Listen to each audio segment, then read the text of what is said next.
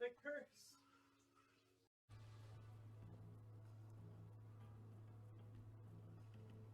Huh? Here's a big question. Do you have nothing left to say? Top or bottom?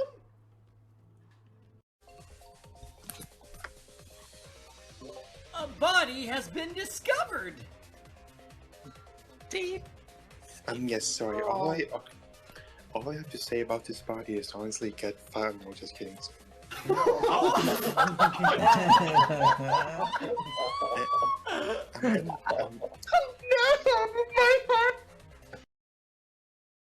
My goodness.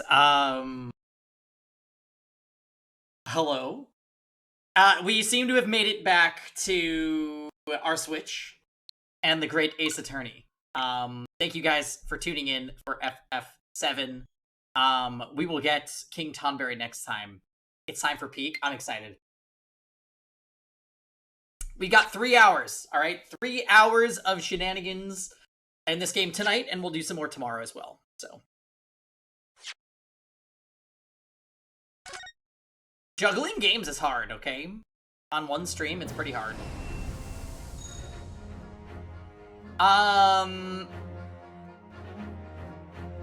So GAA. What the hell happened last time?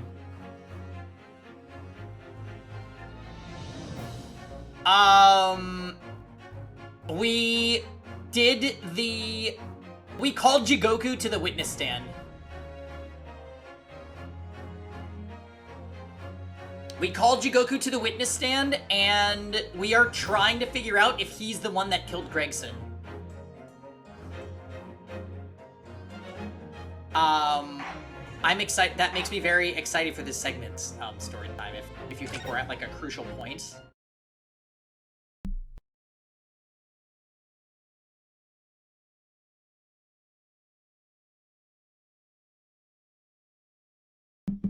I'm letting Steven know that we're beginning, although he's busy tonight, so he won't be able to tune in. The court also established the assassination trade. True, right. Kazuma for assassin.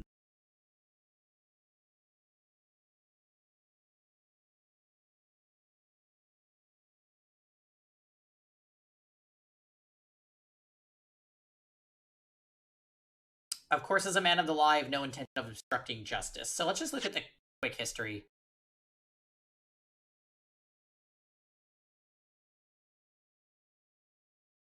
Part of the victim's watch was discovered in his cabin. Right. Okay, yeah. It is indeed coming back to me. All right, let's see what happens.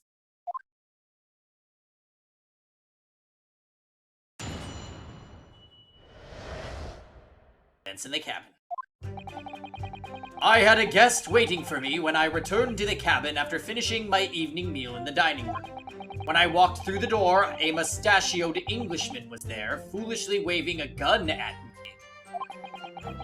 I soon took care of him with an Ippon Seoi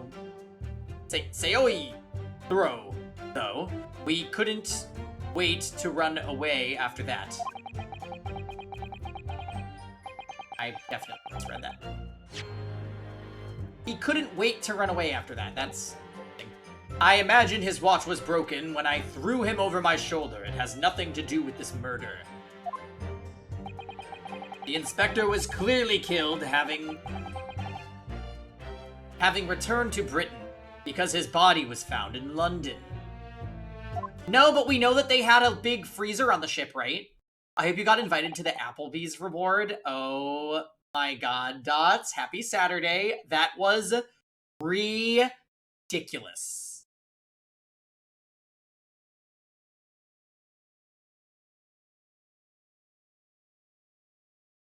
I can't believe how much she was screaming.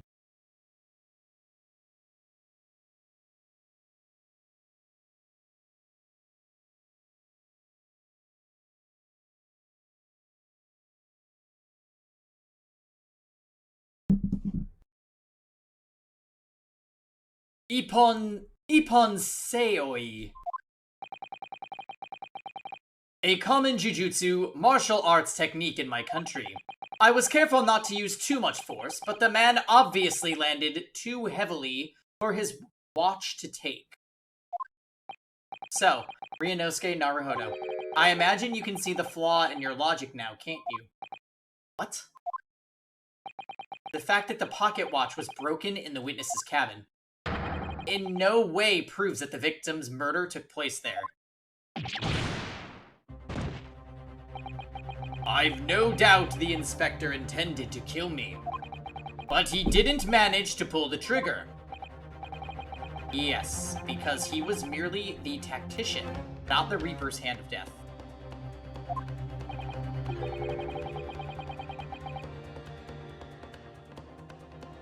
Well, the testimony appears to make perfect sense as far as I can tell. Oh yeah, totally. Guy in cabin, waving gun, gets sumo thrown. Definitely no conflict beyond that, yeah.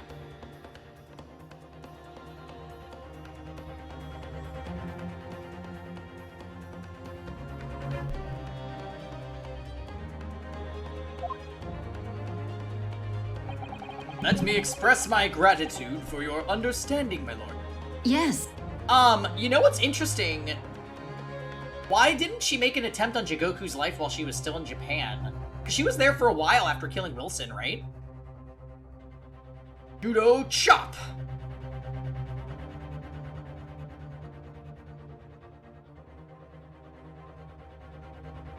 He wasn't on the list. Oh, that's true! That's true, the telegram, right?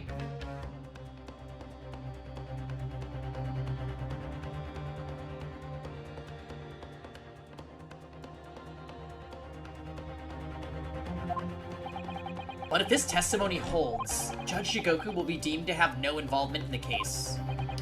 Well, counsel, I really see no reason for wasting precious court time here on a cross-examination.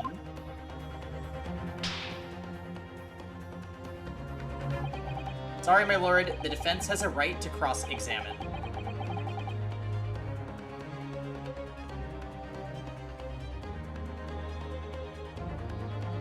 Hold on, let's reply to this, guys, I'm sorry.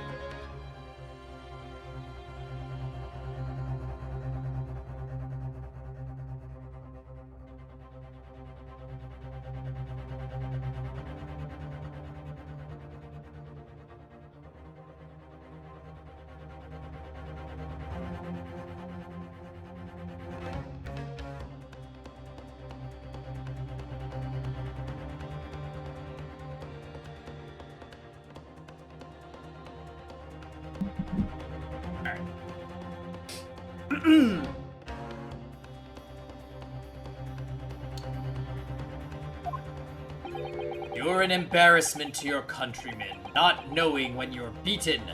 Okay, that's... You know what? Jigoku's definitely acting like a jerk, so you know what? I hope he is the killer, just so we could get his ass.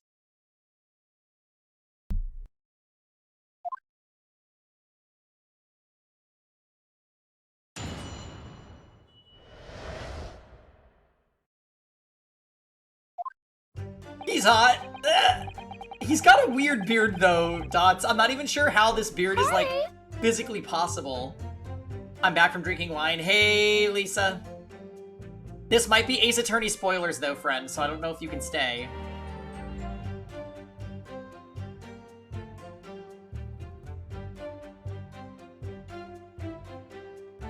The Jigoku is up!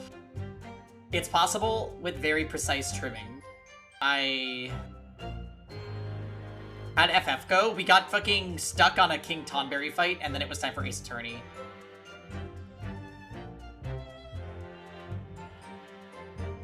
Bye-bye! Later, Lisa.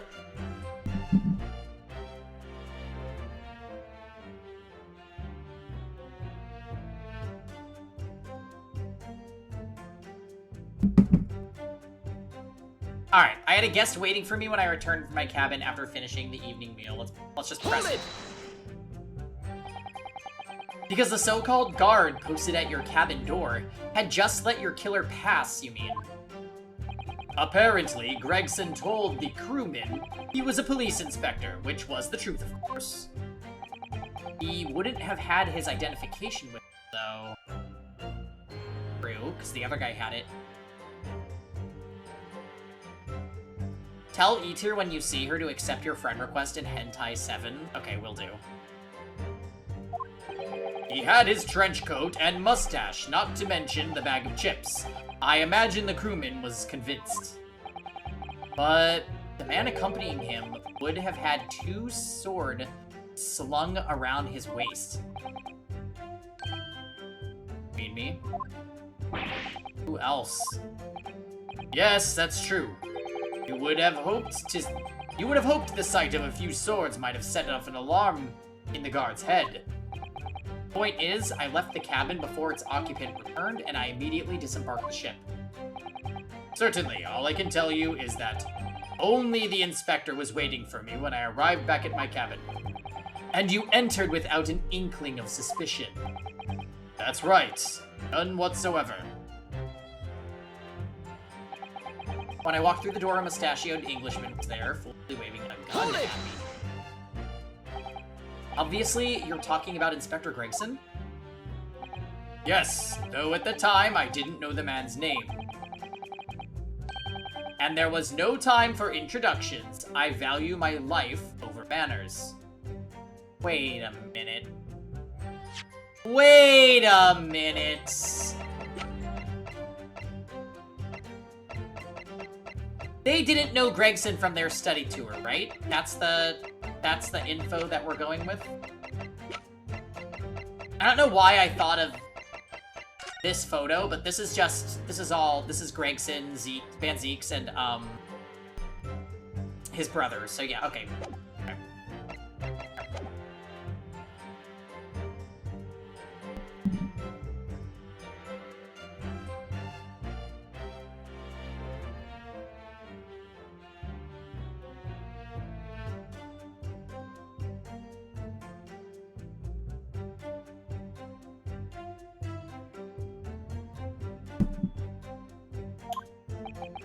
By which you mean that the inspector was there to assassinate you, I suppose.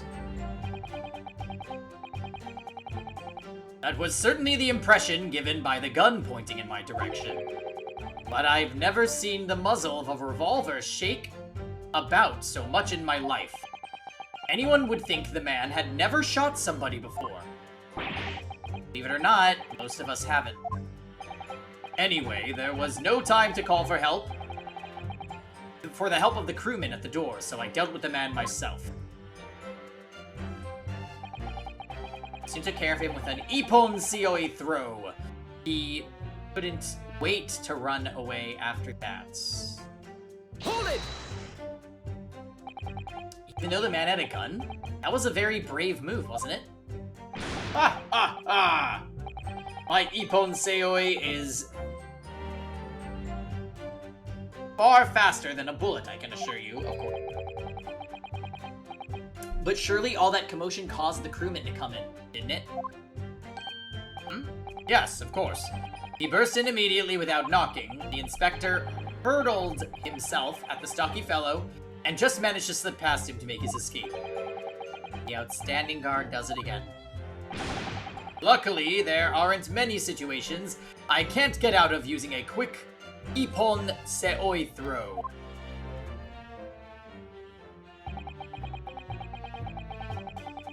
I imagine his watch was broken when I threw him over. So, okay. I don't believe this. Gotta run meat supper? Sounds good, man. The crown snapped off, and the glass covering the face of the watch was cracked. Preferable to the man's head being pulled off or his spine cracking, wouldn't you say? Not that the man was spared for long. A bullet to the chest soon saw to that.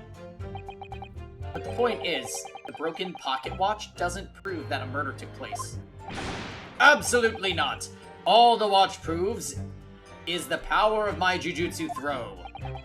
Whatever you say, it doesn't quite ring true that no shot was fired in that cabin. Because there was an obvious bullet hole in the wall. Ha ha ha! What are you talking about? That's what the star of your lowbrow detective stories told you, is it? Well, I don't care for such fiction. Haven't you worked it out yet, you little stripling?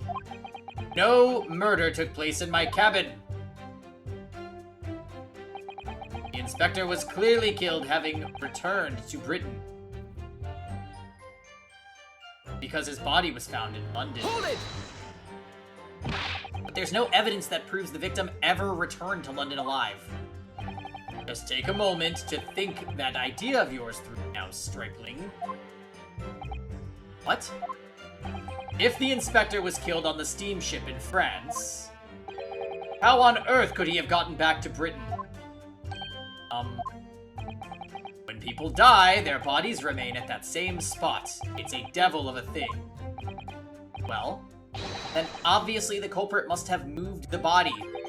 How exactly? Carrying a corpse off a ship in your arms would raise a few eyebrows at least, don't you think? Well, yes, that's true, but all passenger luggage is inspected when it is unloaded from arriving vessels.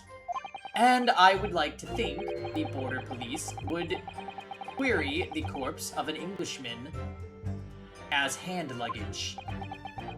If the murder had taken place aboard the ship, you would imagine the body would have been disposed of at sea. There would be no sense in risking being caught by attempting to transport the body back to Britain. Ugh, that's killed the idea then. But perhaps not. Susato?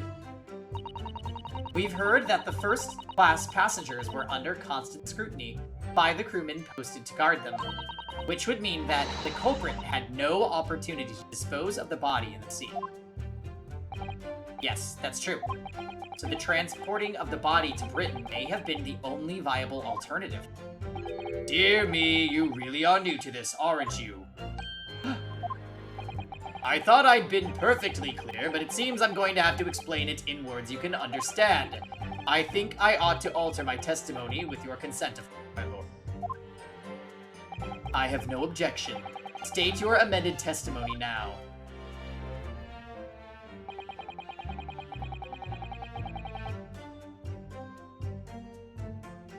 There's no possible way I could have transported the victim's corpse back to Britain.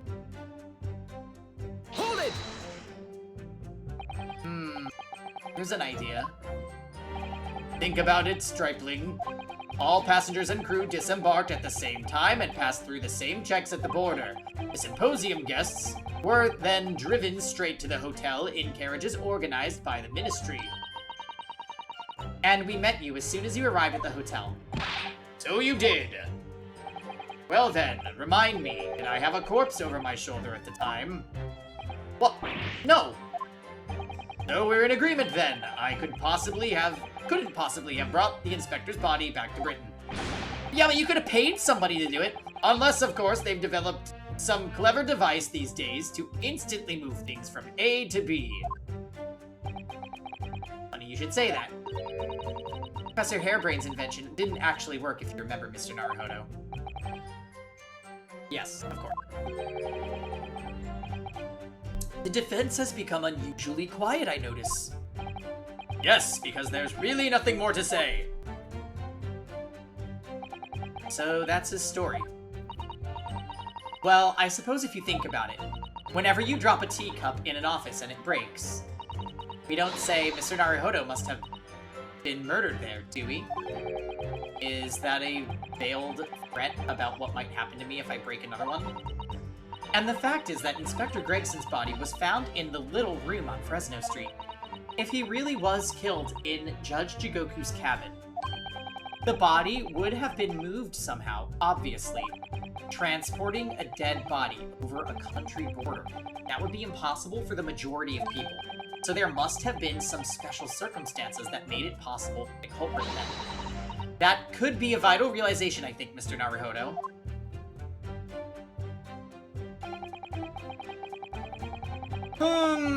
Okay, so we need to think. Usually the game has us argue against amended testimonies, so chances are we're going to be refuting this very last one. Yeah, time to press R to open the court record, but let's carefully examine what we're refuting, because I tend to get a little bit lost in the sauce when I'm trying to think of how evidence relates to exactly what we're talking about. There's no possible way I could have transported the victim's corpse back to Britain. Immediately, my mind goes to the fact that he paid the guard off subsequently. And B, the other thing would be the time that the guards were supposed to be outside on their, like, security drill or whatever.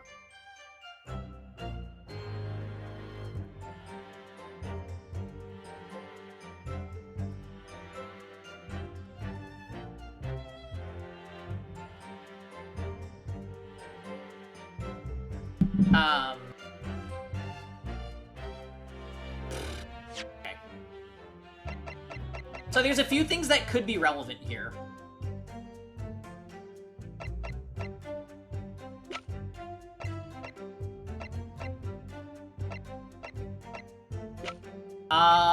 First of all,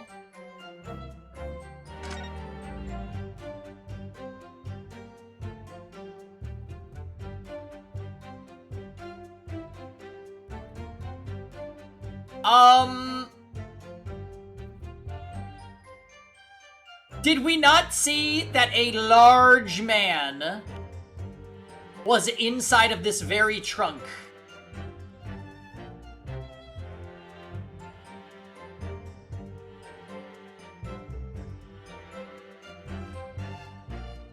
Okay.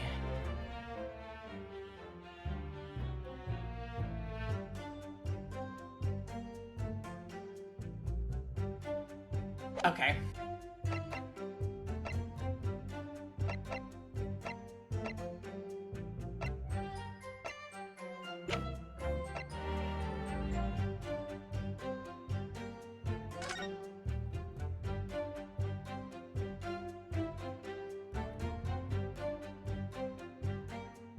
Now, last stream, for those of you that watched the VOD, do you guys remember if we already used this evidence?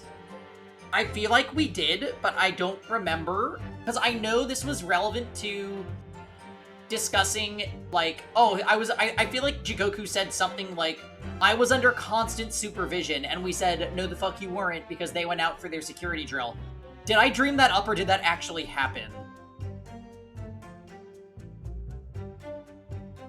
Because if we already used this evidence, then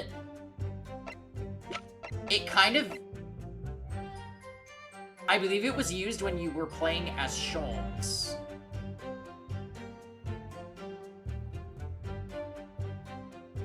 But we didn't use it in court yet.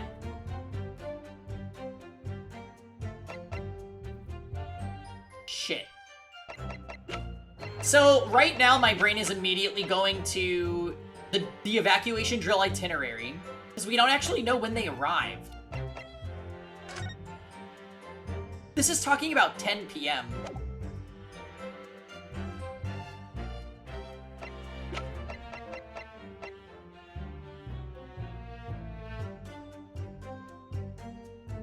Right. Okay. So that's when he killed, I mean, if he killed Gregson, that's when he would have done it.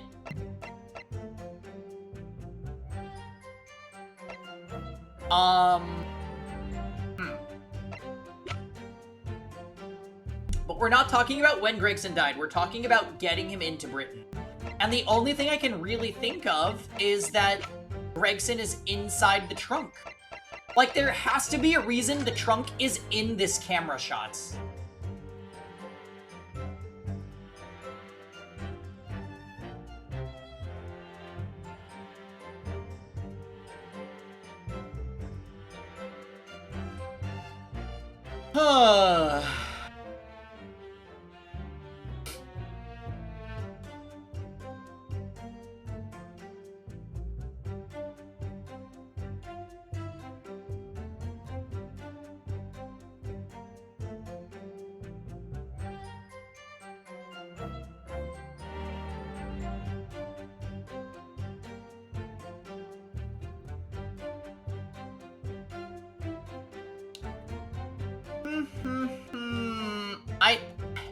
I am hesitant to bring this up as evidence because we have not gotten there in the game yet. Usually the game doesn't like it when you, like, skip a step. I feel like we're skipping a step here.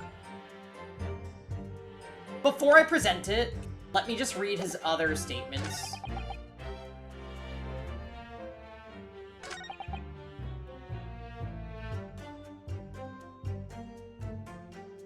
This is unrelated, but I do feel like we probably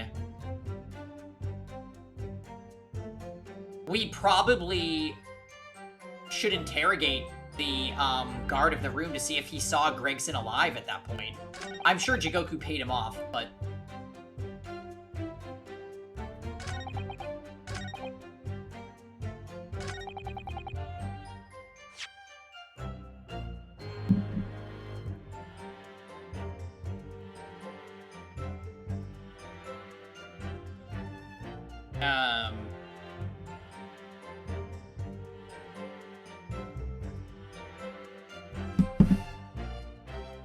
Yes. We don't really have much more to go off, do we?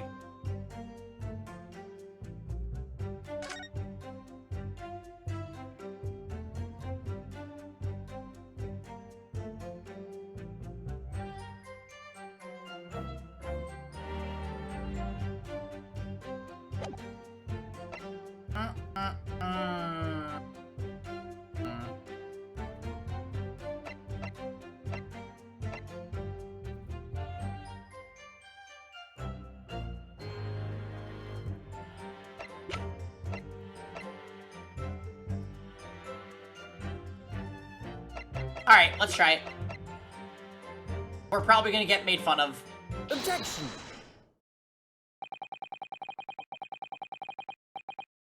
Hey! Alright, our logic was sound, and we got this. There's no possible way you could have moved Inspector Gregson's body, you say? I would say the opposite is true. And what's that supposed to mean? Far from being impossible for you to do, the transporting of Inspector Gregson's body back to Britain is something only you could do. What are you talking about, Ryunosuke? As well as being a judge, Mr. Jigoku is also Japan's Minister of Foreign Affairs, which means he's exempt from having his luggage searched when he enters the country. Okay, I wasn't even going there.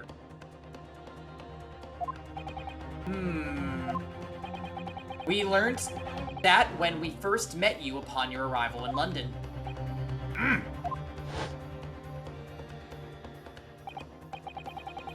Well, all those passport checks and luggage searches at the border took rather a lot of time. I must say, I'm very envious of your ministerial status. You didn't have to go through any of that, did you? Ah, I knew you were jealous. Well... I presume you recall this, Judge Jigoku.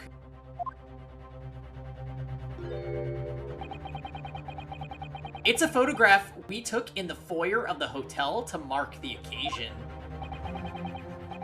As the court will note, you have with you your large travel trunk.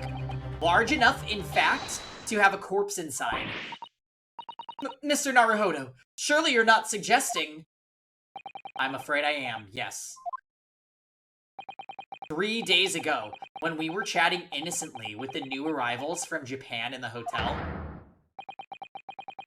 the body of Inspector Gregson was just meters away from us, inside Judge Jigoku's trunk.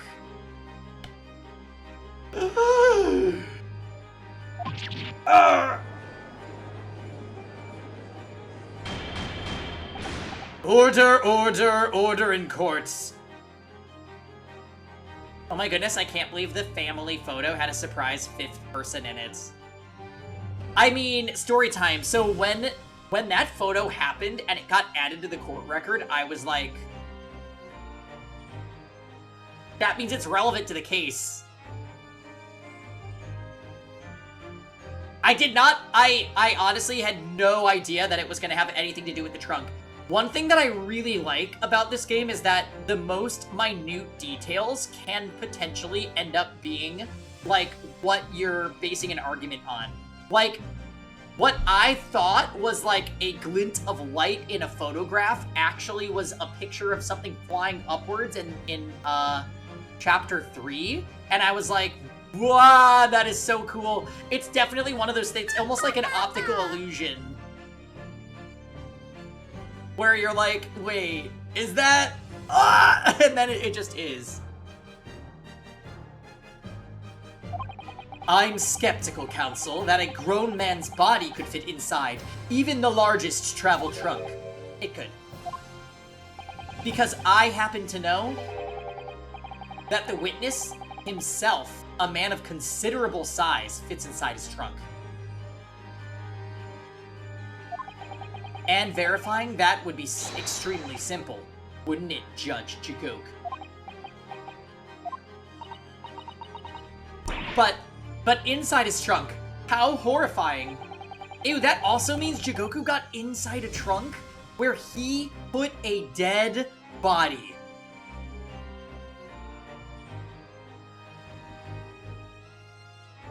And after we'd spoken with you at the Great Waterloo Hotel, you had the opportunity to visit the apparent scene on Fresno Street, taking your trunk with you in a cab to deposit the inspector's body. Look at that, Stinky. I know, I hope he's sanitized. I don't have to listen to this nonsense. Dr. Gori, the coroner who examined the body, has confirmed the possibility. She's acknowledged there are signs that steps may have been taken to disguise the true time of death. The onset even of the body's decomposition could have been delayed by storing it in a refrigerator.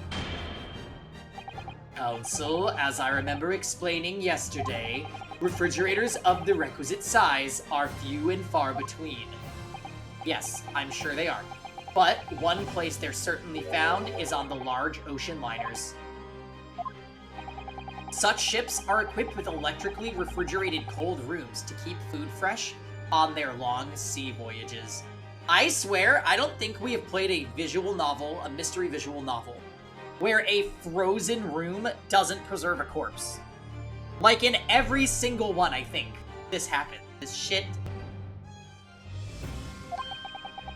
And the SS Grouse is no exception.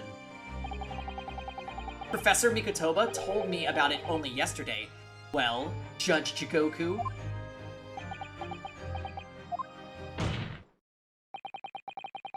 However much you prolong this debate, you can't eliminate the truth. All the evidence points to you being the killer.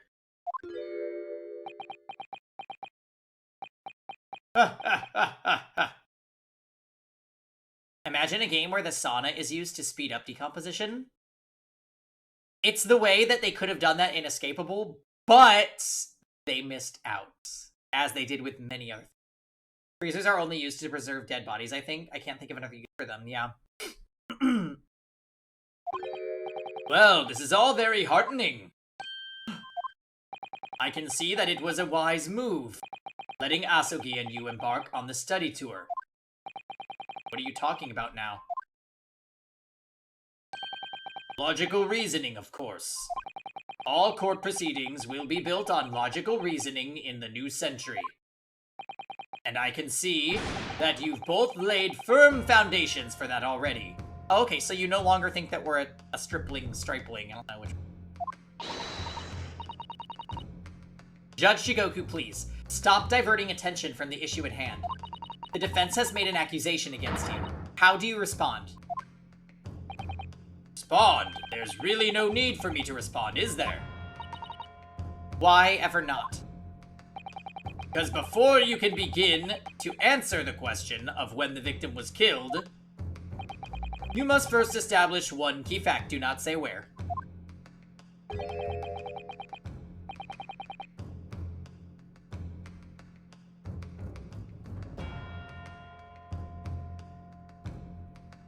Where was the victim killed? It's quite logical. actual scene of the crime. Prosecution's stance is unaltered. The killing took place on Fresno Street when the gunshot was heard. As the accused, Derek Van Zeeks shot the victim at point-blank range. Since no tangible evidence exists to disprove the prosecution's claim at this time, the defense's deductions amount to little more than an elaborate fairy tale. I'm afraid that's how the logical reasoning the British are known for really works, young stripling. Okay, every time this song plays in a trial, it's because we're about to, like, reveal some shit. Victim was shot in the little room on Fresno Street and died instantly. I'm afraid it's the prosecution's claim that's the only fairy tale here. How can you say that? Quite simply. Because that claim directly contradicts a certain piece of evidence in our possession?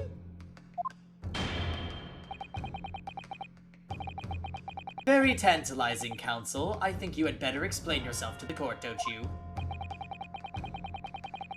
The prosecution claims that Inspector Gregson died instantly when he was shot at the scene on Fresno Street. But this evidence clearly contradicts that claim.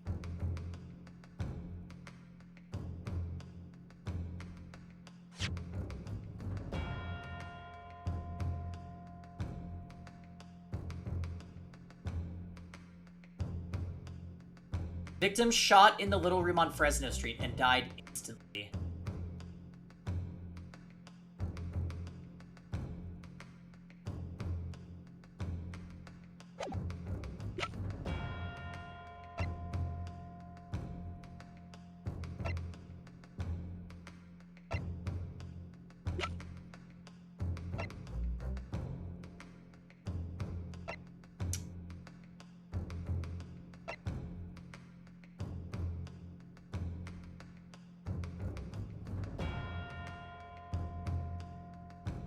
Could it be the trunk?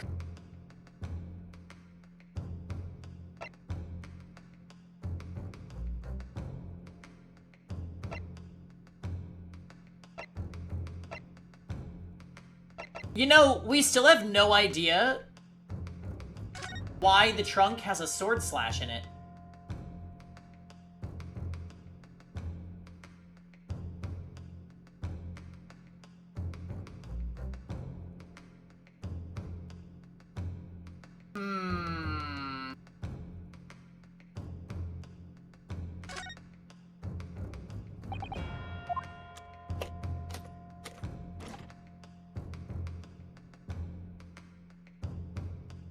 What is this again?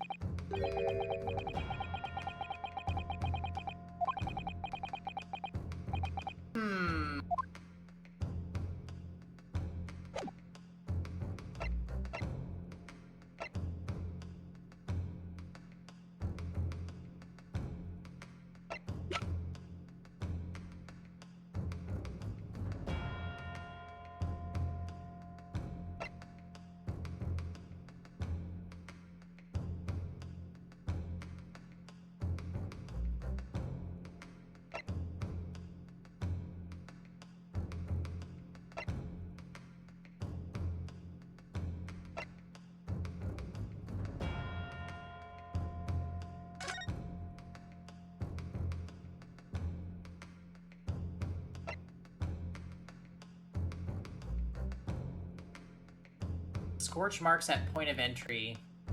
Bullet exited the body from behind. I wonder if that's it. There was no bullet found at the scene of the crime, correct?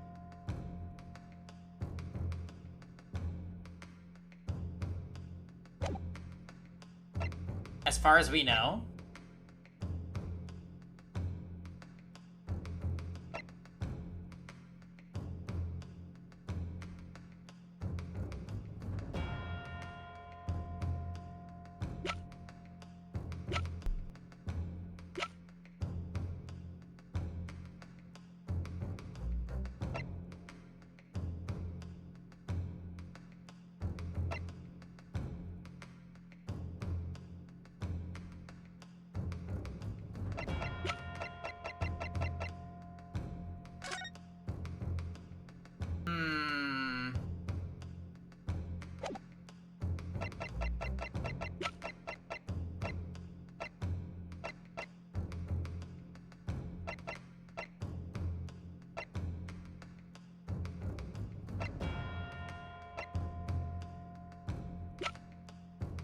So...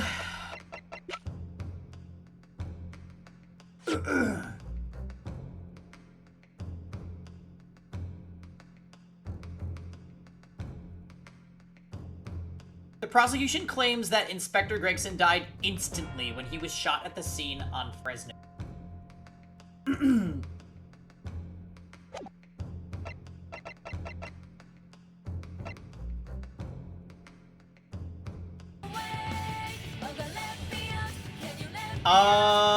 Oh my. An anonymous gifter gifting to Top Key, please.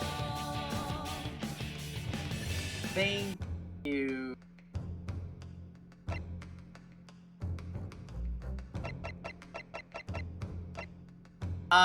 Yeah. Yeah. Very, very that Jordan. Okay.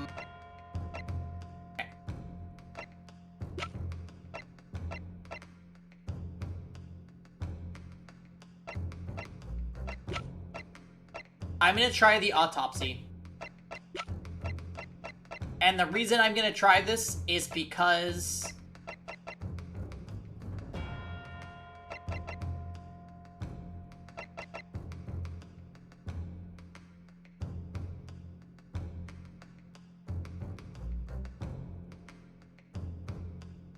Now, wait a minute.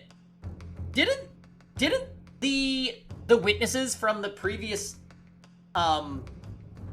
testimonies claim to have seen Gregson enter the building, which he could not have done if he was killed on a steamship?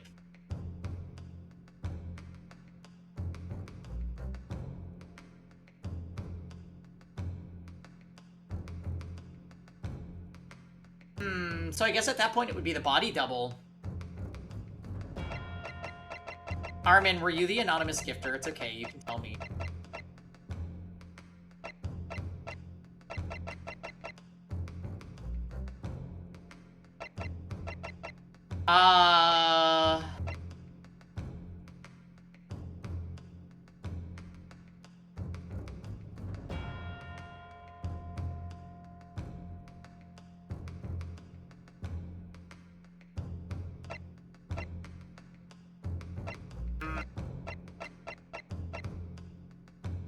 Take that!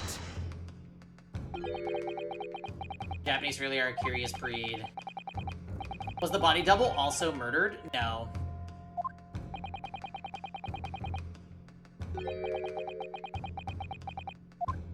Alright, so clearly I'm wrong here.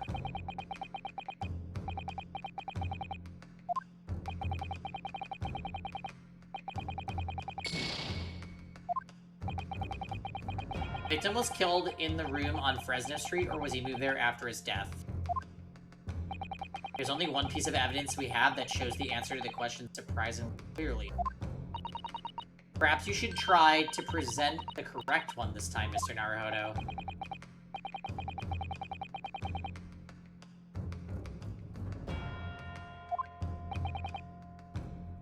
The prosecution claims that Inspector Gregson died instantly when he was shot at the scene on Fresno Street. So, maybe I'm thinking about this wrong. Do I need to find something that proves he was killed on the steamship?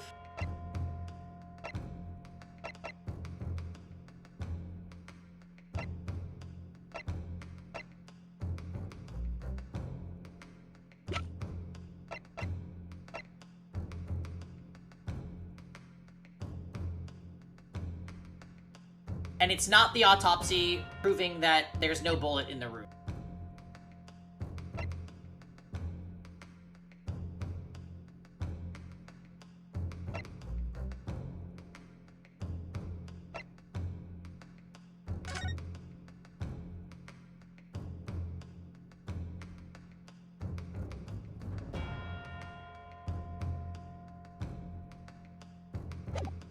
Yeah, I'm really racking my brain about this.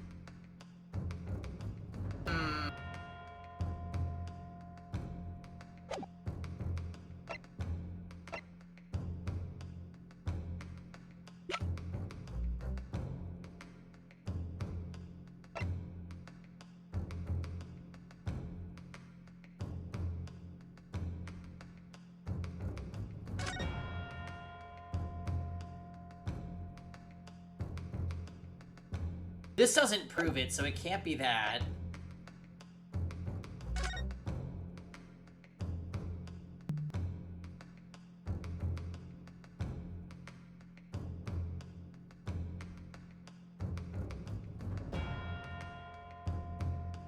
To his watch. Hologram from Japan.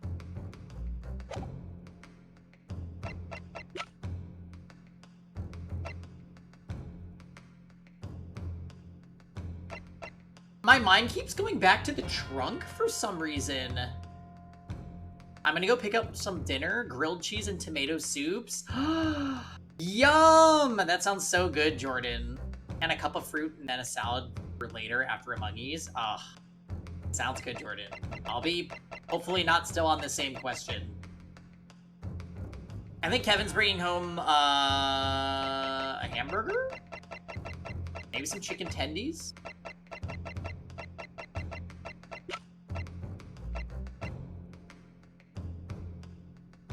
Doghouse? Absolutely not. No, no, no. I need to wait for Doghouse. At least 12 months. Because it made me feel nasty. Lavender lemonade. Which is actually beer. Unthinkable.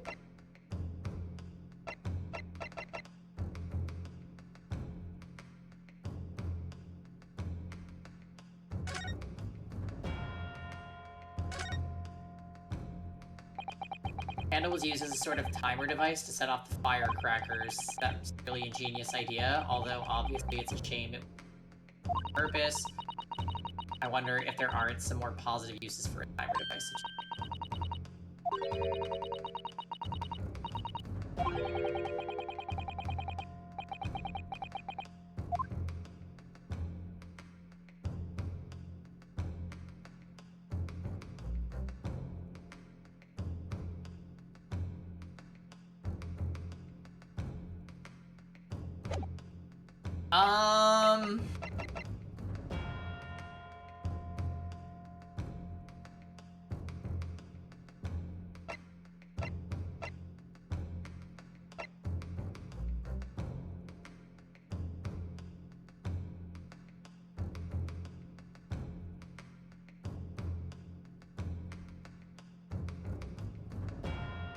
Tightly curled up.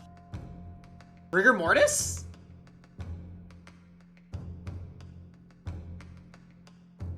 Take that! Oh! Alright, alright. We have played many detective games.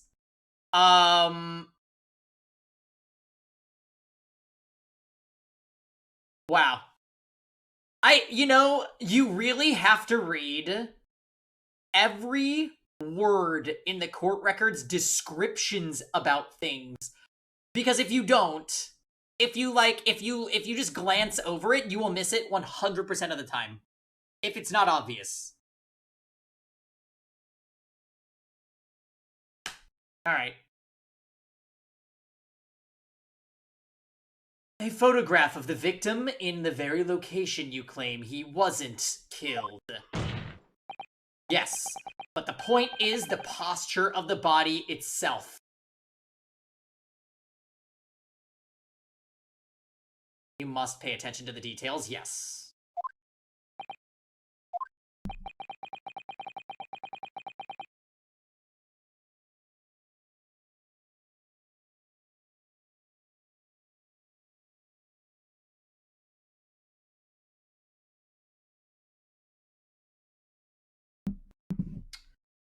If Inspector Gregson had been shot there in that room, it's out of the question that his body would have been curled up in a ball like that.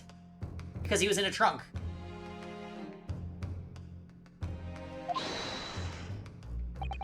I'm sorry to disappoint you, but your logic is flawed. He could easily have adopted the fetal position due to the pain of the shot, which subsequently proved fatal. Objection! I'm sorry to disappoint you, Judge Jigoku, but it's your logic that's flawed. What? According to this autopsy report, the victim died instantly. He would have felt no pain, much less have been able to draw himself into that position. Oh! Which begs the question of why the victim's body is curled up that way. Though the answer should be abundantly clear by now.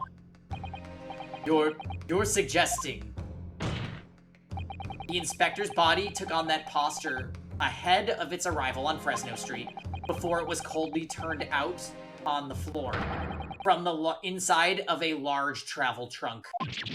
No! You're quite right, the shape of the body. It looks exactly as if he'd been kept in a confined space.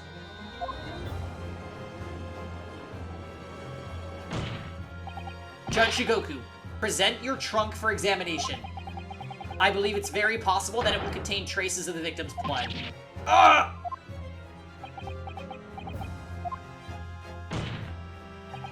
Present my trunk, I refuse. What? On what grounds? I'm the Minister of Foreign Affairs from the Empire of Japan. I shouldn't have to put up with this treatment just because of some stripling baseless accusations. In other words, Judge Shigoku, there is blood in your trunk. I decline to answer that. As the Minister of Foreign Affairs, at this moment, you're not a government minister. You are a witness in a trial in Britain's highest court. I don't care who you are or what your status outside this courtroom might be, you will not withhold information. Nothing is more important than the truth. Arrgh!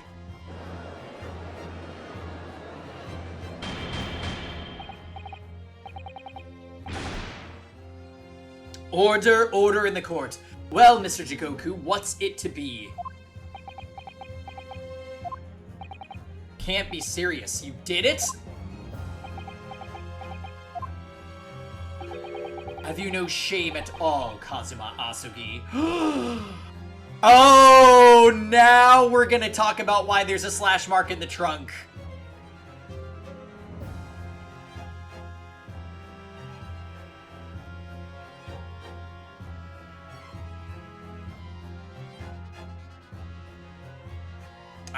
All right. What? Very well. I admit it. I did bring the inspector's body into the country. Inside my trunk, exactly as postulated by the defense. What? You... Dear God, outrageous! So it was you. You admit to... No! I admit to nothing more than what I've said. Of killing the man, I certainly have no recollection. What on earth is that cryptic statement supposed to mean? I merely disposed of the inspector's body, which was left in my cabin, in order to avoid unwanted attention. Oh, yeah, right. As the judicial assistant over there pointed out, I had no chance to throw it into the ocean.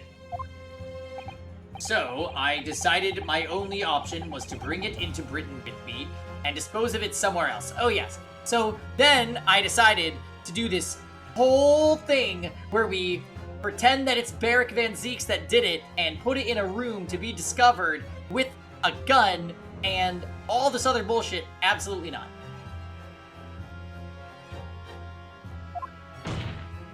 You can't still deny it. If you didn't do it, then who on earth did kill the man? As you know, there was one other person in my cabin that night. He had the opportunity. And moreover, he'd already accepted a mission to take the inspector's life. Oh! That's right! Who else could it have been? It was you, Kazuma Asugi! You.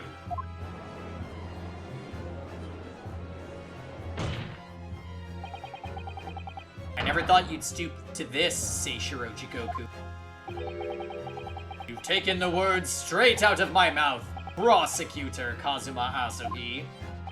You thought by leaving the body in my cabin, you could pin the crime on me, did you? Well, the prosecution counsel has already admitted to visiting the witness's cabin on the night in question. Yes, on an assassination mission, no less. You wouldn't. So, what do you make of that, young stripling? You've heard my testimony now, and that's all I have to say on the matter. I'll admit nothing more. I don't believe this. Counsel for the defense, what is your position now? The court awaits your response to the witness's assertion.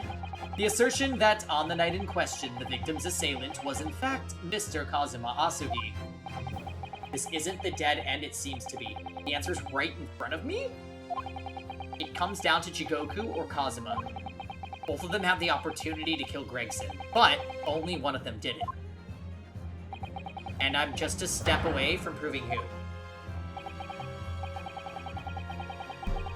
Very well, the defense is ready to respond to the assertion put forward by Judge Jigoku.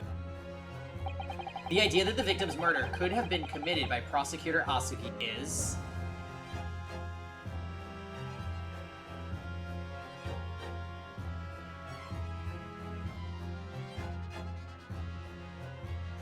I want to say it's possible because of the broken sword.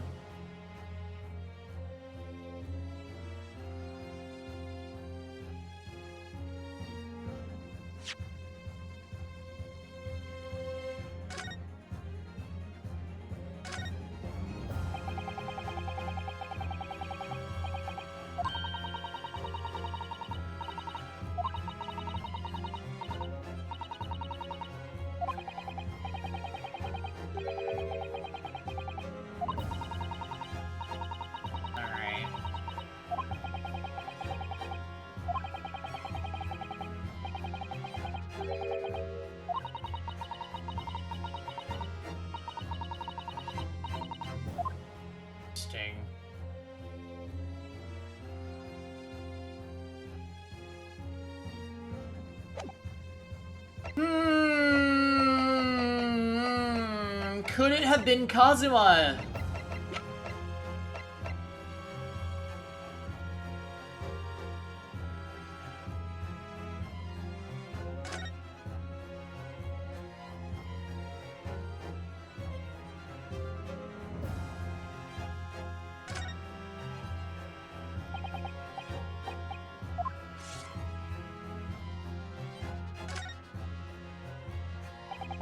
Tip of the great sword broken, such a shame.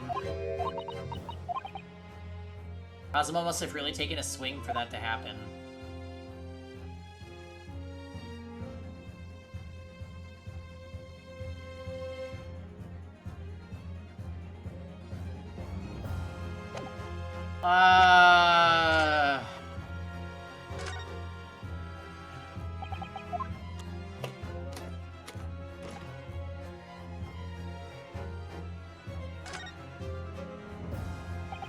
Tip of karma, so this is what was when it was broken. Kazuma's swordsmanship is second to none. I can't believe he'd misjudge it like that. Clearly he wasn't in his right mind. Didn't have full control of the power of his stroke, too distracted by malicious thoughts perhaps. Well, that wouldn't be surprising. After all, it's not an assassination mission.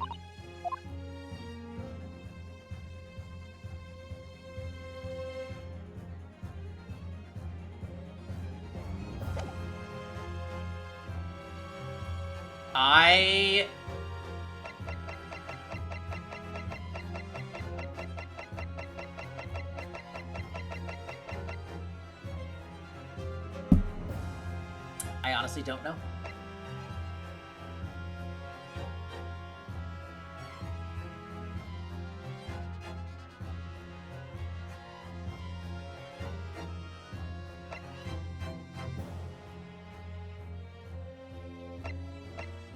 I'm gonna say possible. Well, it is possible, my lord. What? How could you? You think I want to believe it, but the fact is, I can't say with complete certainty what actually happened because I wasn't there. You disappoint me, Ryunosuke. If I may, Mr. Naruhodo. Am I my friend tonight? Yeah, of course, Mitch. perhaps that's why we form opinions based on evidence. Ah, so true. And actually, we have evidence that can settle this argument concisely. My lord, the defense would like to present evidence in support of... Before you plow on, feigning ignorance of what just occurred, counsel, you must be penalized for that short but embarrassing ah. What? So I was not supposed to say possible. Well... Accusing boyfriend is no good. Judge Shigoku, let me remind you of something you just said only a few minutes ago. So, they literally are saying, you may proceed with the story, but how dare you? My bad. My bad. I'm gonna go and make a drink. I'll be right back.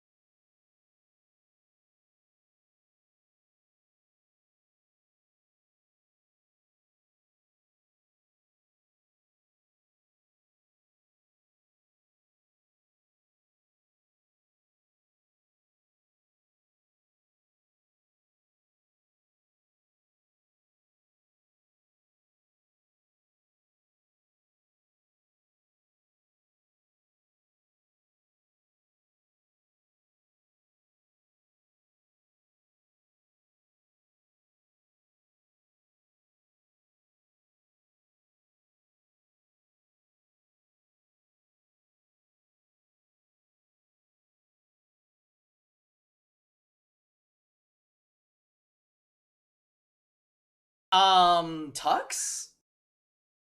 Nani? I'm back. We did kind of ruin, the vibe with what we said to, Kazuma, didn't we? Oh! Hi, welcome back, Zephyr.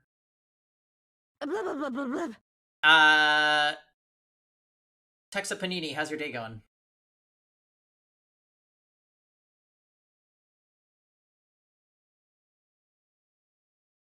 Huh?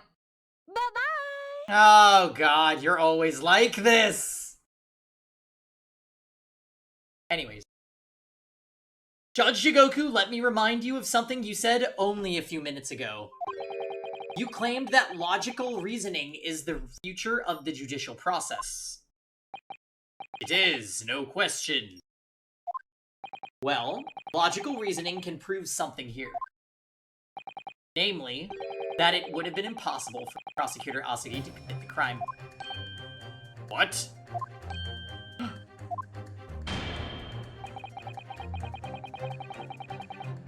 The court will only accept an argument that is supported by compelling evidence.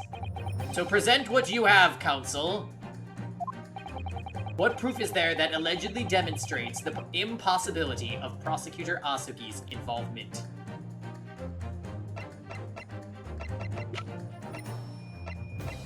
Take that! Making the evidence weep here, Ryunosuke Naruhodo. Sorry? Every piece of evidence has a role to play in arriving at the truth. They're not playthings you can just toss around the courtroom for entertainment. I fucked up. Okay, my bad, my bad, my bad.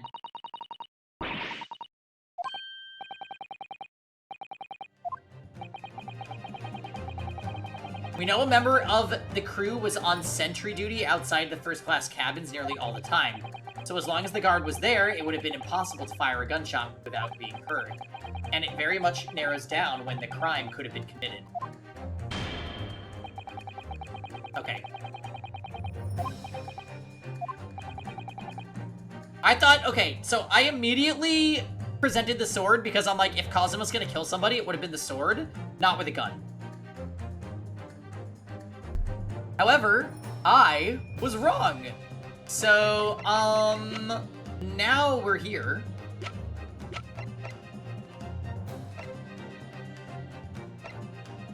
Now we are here, and I need to figure this out.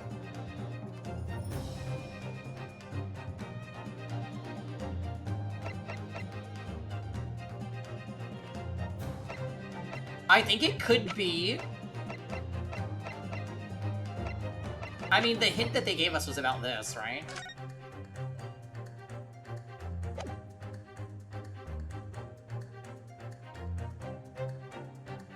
Take that! The itinerary for crew members of the SS Grouse, my lord. This is the conclusive proof. An itinerary? How does that prove anything? Judge Shigoku, the moment you acknowledge that you found the victim's body in your cabin, this itinerary suddenly became much more significant. Can't believe you heard that story time. Like, all my windows are closed. What? Why? On the night in question, as always, a crewman sentry was on guard outside your cabin door. As long as he was there, nobody could have fired a shot inside the cabin. Absolutely. Because it's inconceivable that the guard wouldn't have heard it and come investigate. So that tells us that the crime must have taken place when the guard was elsewhere. And that narrows it down to 20 minutes just after 10 o'clock, as indicated on the itinerary. Yes, I see no flaw in your reasoning so far. And the crucial point is this. When the evacuation drill took place... This is how it's used in the trial, yeah. The steamship had already put to sea from the port of Dunkirk. Ah! Now, clearly the murder could only have been committed by someone who was aboard the vessel at the time. But Prosecutor Asagi stated in yesterday's proceedings, I didn't come to Great Britain to take anyone's life, so I left Gregson and disembarked the ship. I spent that night in a boarding house in the town and returned to England the following morning. Which I'm sure the court will agree is conclusive proof that Kazuma Asagi couldn't possibly have carried out the killing.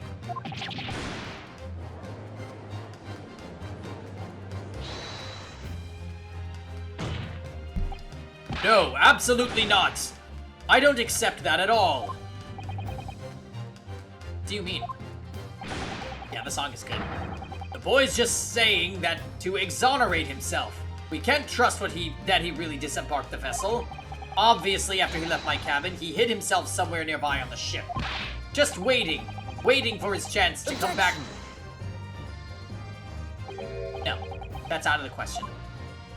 Isn't it, Cosmo?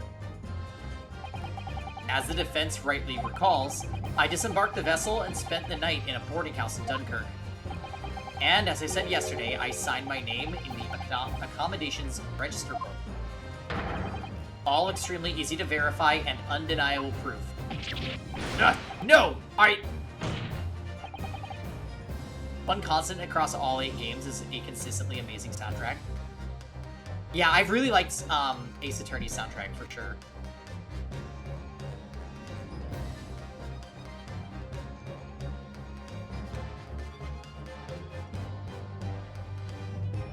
There's no escape this time. You can forget that you're a judge or a government minister, especially after this. It's time you gave the court an honest answer as a common man. This is your favorite track. Oh my.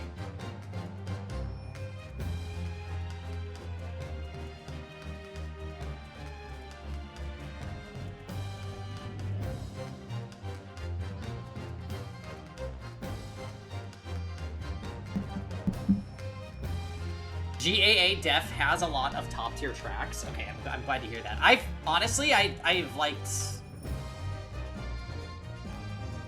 This has been a good ass game. GAA 2, very, very good.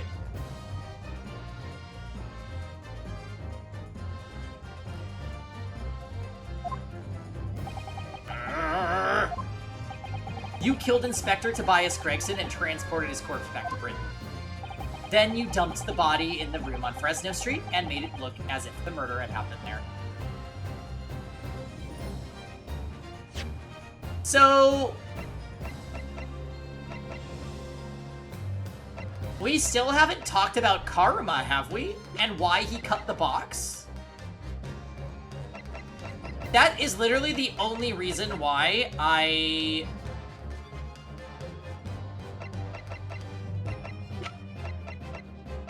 It's the only reason why I said it was possible Kazuma did it, because we hadn't talked about the sword yet.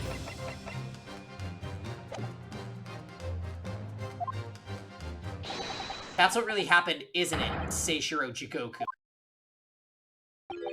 It was that damn trial 10 years ago. That's when all this began.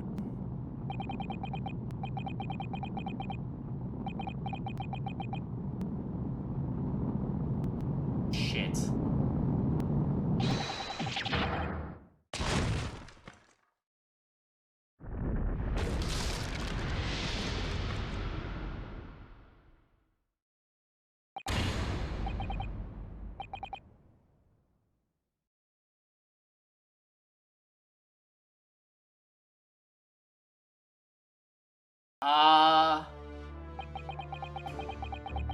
A British assassin to eliminate a professor in Japan.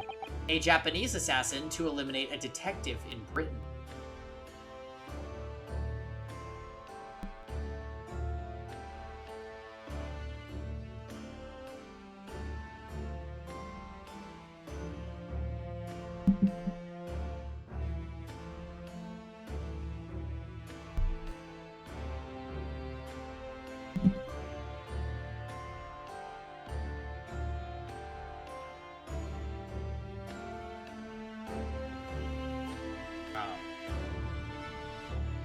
So this is going to be a whole new can of worms, isn't it?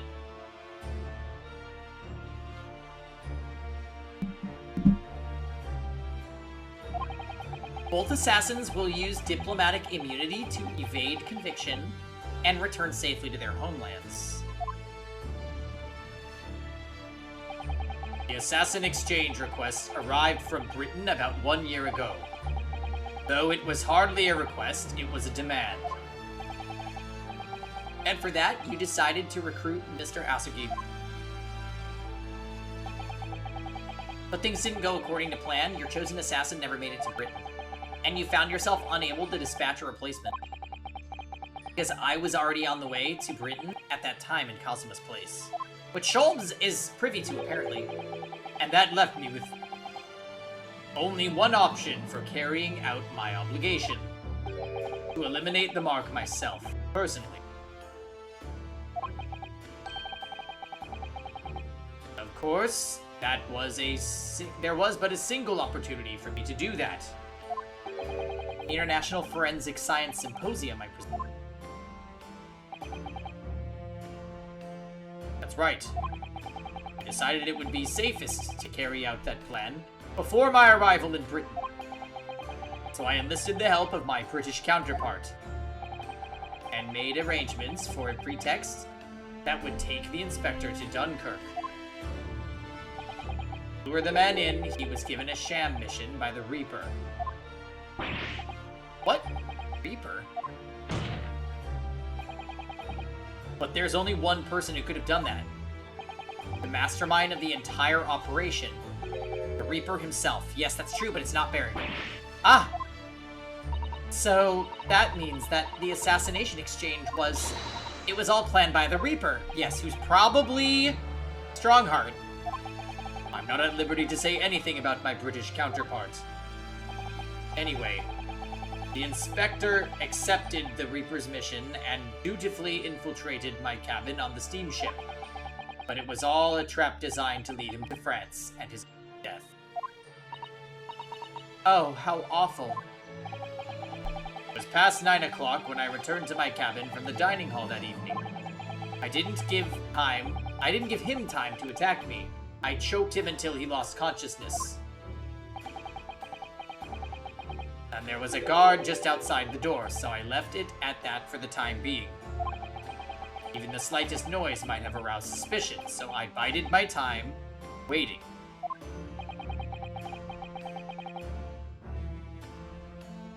For 20 minutes after 10 o'clock. I had intended to finish him by strangulation, but moments before I had the chance, he suddenly came round and went for me in a reckless move.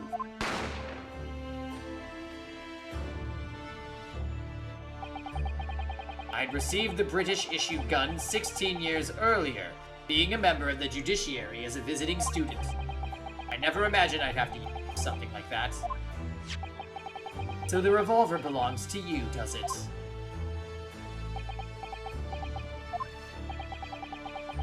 And the victim was killed inside your cabin on the SS Grouse, which begs the question of why you arranged for his body to be discovered in the Rue Fresno Street.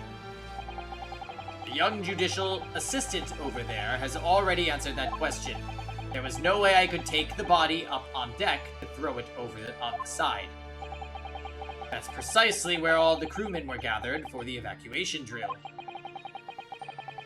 Before the first-class cabin sentries returned, I took the corpse to the refrigeration room, and then on arriving in Dover, you concealed the body in your trunk in order to smuggle it past the border police. I knew I needed to take steps if the police were to be convinced when the body was found in London. In that case, must have known. Must have had intimate details of Inspector Gregson's intended schedule. Yes, my British counterpart sent me everything I needed to know. The inspector was due at Fresno Street at 5 o'clock that afternoon, in order to meet a man by the name of Hugh Boone, from whom he would take back his police identification. Ah! I decided that man would be the perfect person to set up as the culprit, so I took a hackney carriage over there with the body still in my trunk. That must have been just after we took this photograph with you at the hotel then. Yes, I wasn't expecting a welcoming committee. I was more than a little nervous.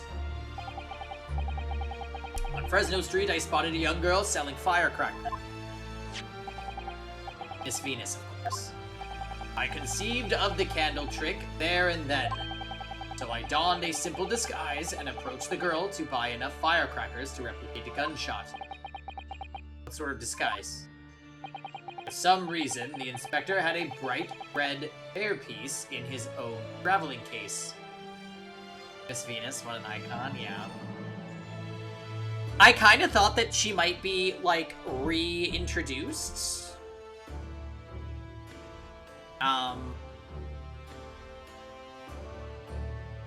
having more involvement, but it's not looking like it.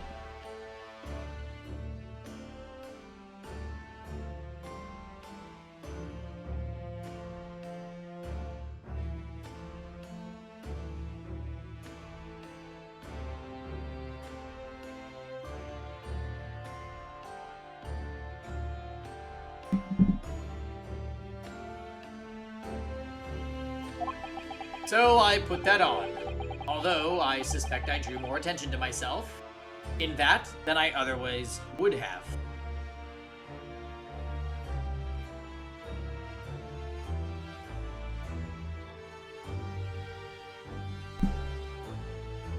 Sorry, I'm getting bamboo messages, guys.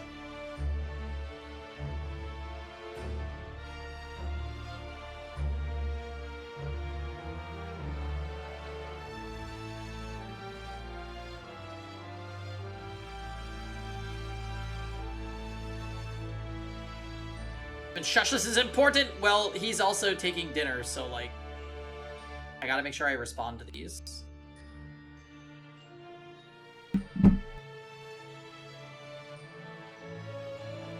Yeah, why would a Japanese man wear a red wig? That's actually wild. The hairpiece we found at the scene. The inspector had it ready for the Red-Headed League investigation. I only arrived at the room at around 4:45.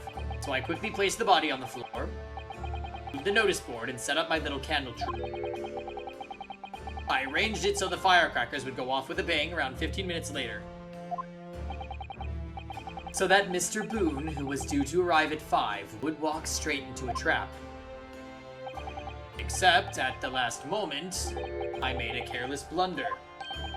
That. I imagine it was the bag of fish and chips. Ah! I didn't notice it had fallen out of his overcoat pocket when I moved the body to the refrigeration room. I put it back into his pocket the following morning, but... well, it seems the warmth of the heated cabin had accelerated the decay of the fish. We've come so far since then, Dots, yeah.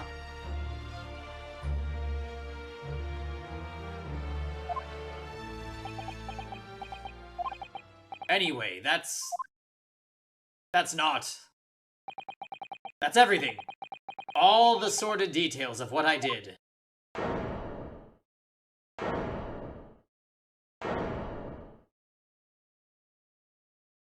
Well, that certainly proves that you're guilty and not Van Zeeks. I've heard enough. We've arrived at the truth about the murder of one of the country's most capable and respected police inspectors. The witness will be tried in the coming days. For a crime of such vile nature, you can expect the most severe penalty.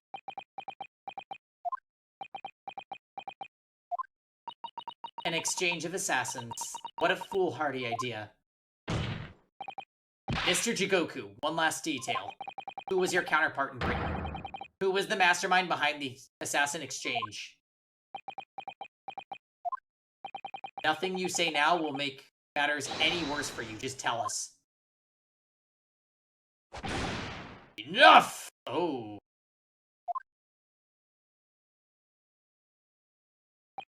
I've already told you that I cannot say.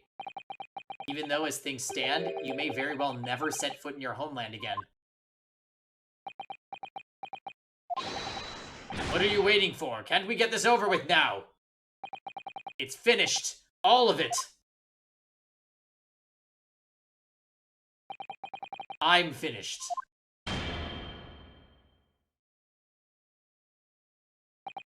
Then, in the name of Her Majesty the Queen, I now pronounce the findings of this court. This man before us has admitted to the willful murder of Tobias Gregson.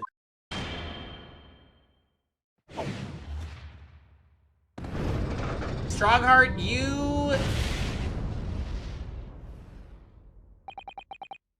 Seishiro Jigoku, it is the opinion of this court that you should be found...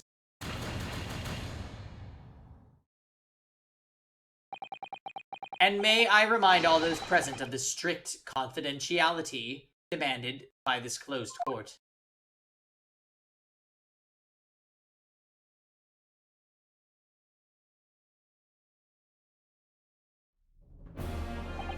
Moments ago, Mr. Jigoku signed a written confession, admitting to the murder of Inspector Gregson and the subsequent conveyance of the body.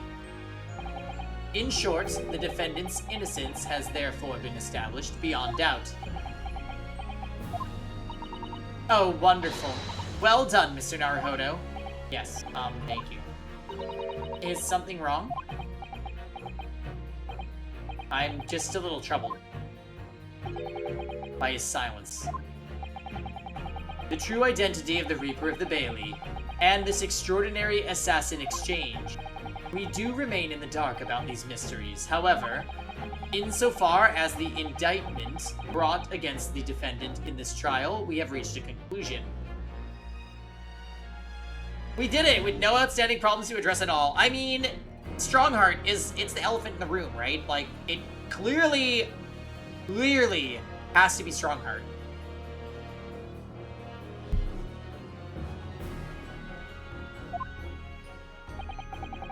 I have every intention of pursuing both mysteries. As a prosecutor. As you wish. Now, for the formal adjudication. I hereby declare the defendant, Barrick Van Zee. Objection! Is it Schultz? No, it's him. Prosecution calls for adjudication to be deferred. So? The accused's innocence hasn't been fully established at all. Kazuma? Therefore, it would be wrong to deliver a verdict at this time. That is the prosecution's unwavering position.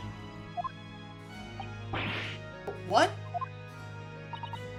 But Judge Jigoku has already confessed. Nevertheless,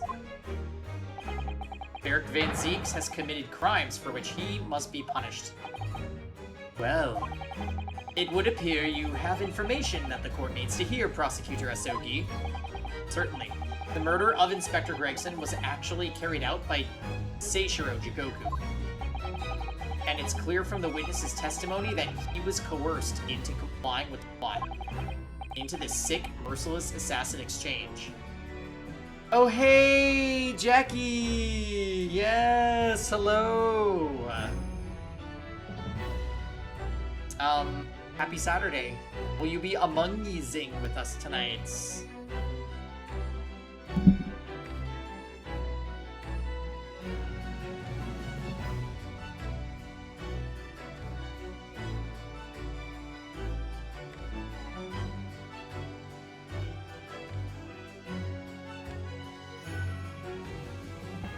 Hello, sadly not working. Oh, sadly not working. I see. But if there's more Pokemon Unite later, yeah, I might do some Pokemon Unite before bed. Like, in between when stream ends and when I sleep.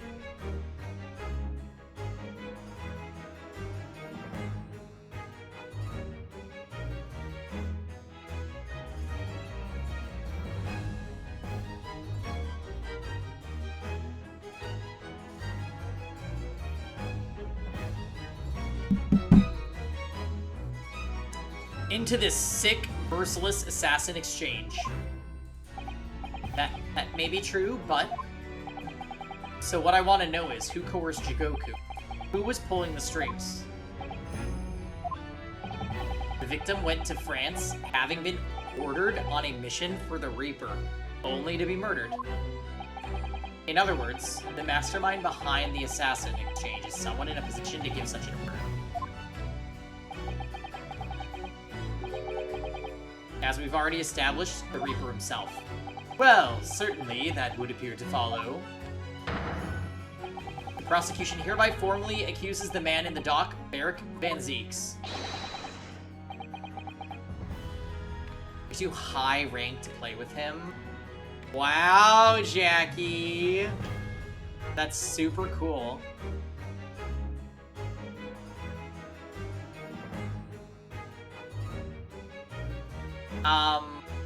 I haven't done any raid to that game. I probably shouldn't, but you know. being the Reaper of the Bailey, and furthermore, I'm going to prove his guilt beyond all reasonable doubt.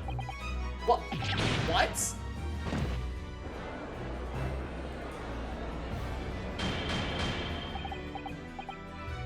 Order, order, order. The Reaper of the Bailey is a long-standing mystery, Council. Are you suggesting you have some new information with which to build a case? Scotland Yard has already investigated Lord Van Zeeks very thoroughly in that regard, and they found no evidence whatsoever to substantiate the claim that he is the Reaper. Perhaps, but circumstances have now changed. What do you mean? It's already been established that the Assassin Exchange was negotiated with Jigoku by the Reaper himself, which means we now have a new line of questioning by which to identify definitively the man's identity. That is the prosecution's intention here. I must say I'm surprised by quite how tenaciously you appear to want to besmirch my name. We're guilty of an unforgiving crime, Van Zeeks. And I will bring you to justice for it, whatever it takes. That explains Kazuma's silence before. He'll stop at nothing to finish what Lord Van Zeeks unwittingly started 10 years ago. Very well. Whilst it's extremely irregular, I will on this occasion grant the prosecution further opportunity for witness testimony. The defendant will disclose any and all involvement he has had with the Reaper and the Assassin Exchange. I thank you, my lord, for guiding the court so wisely. I hereby declare this court to be in session for a supplementary hearing. Holy!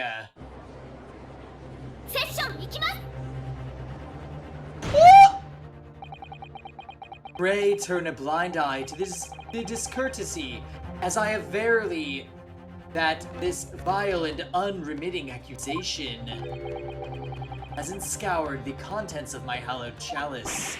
Van Zeeks, I first had to suffer the pseudonym of the Reaper 10 years ago now. And ever since that time, I've endured the weight of implied guilt that's gone with it. So I welcome the chance to testify now and crush those allegations once and for all. Good. And let justice decide. Lord Van Zeeks. Prosecution seeks to begin building its case by calling the accused to the stand as a primary witness, in order that he may answer the accusation brought by the prosecution that he is the Reaper of the Bailey. And what says the defense? Putting the defendant in the witness stand can be extremely dangerous. Kazuma-sama is so emotional at the moment. He's not thinking logically. You're right, that he's not himself. But I knew it would be like this. And I came here today determined to face him through whatever might arise. And as a lawyer, and as his friend. Then that's what we must do. The defense has no objection, my lord. Very well. Defendant, you will take the witness stand and give formal testimony on the subject of your involvement with the Reaper and the Assassin Exchange. As you wish, my lord. Quick bathroom break, and then we'll get this going. Be right back.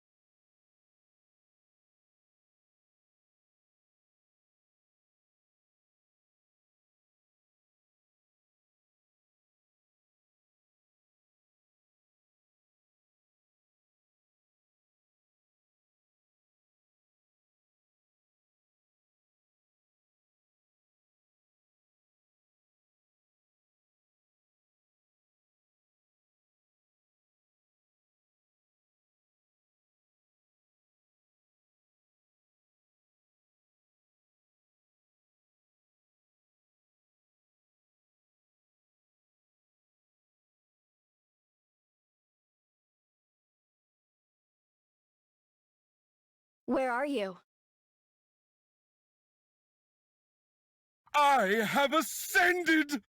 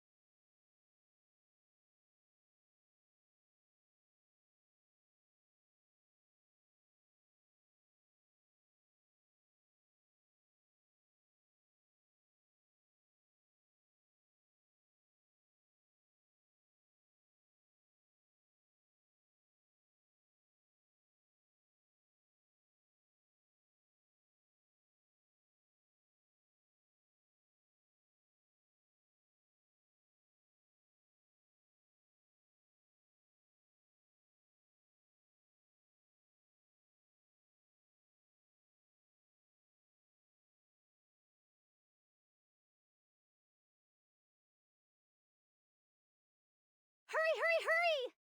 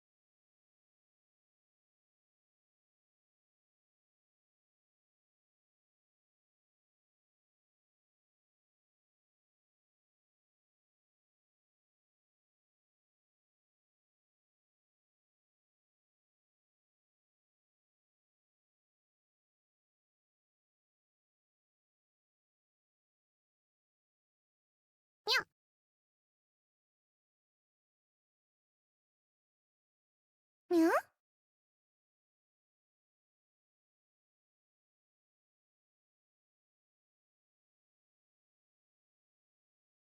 Yeah.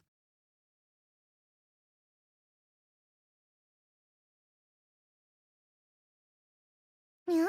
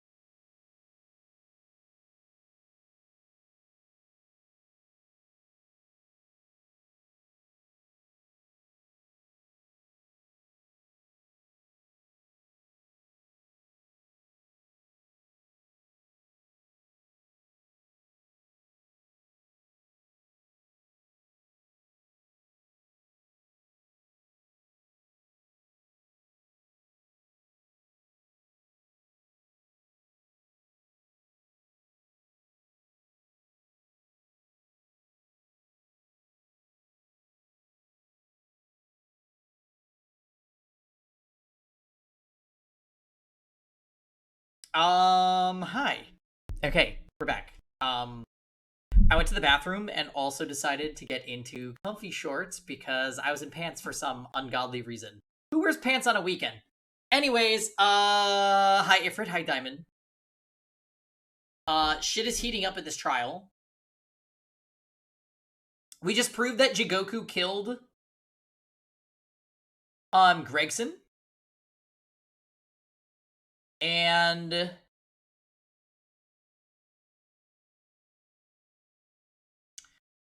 now we're getting to the bottom of who the real Reaper of the Bailey is. And it really seems that, I mean, all roads are pointing to Strongheart. At this point, I would be extremely surprised if it's anyone in the game but Strongheart. Q dot saying that it's Iris. Anyways, let's go.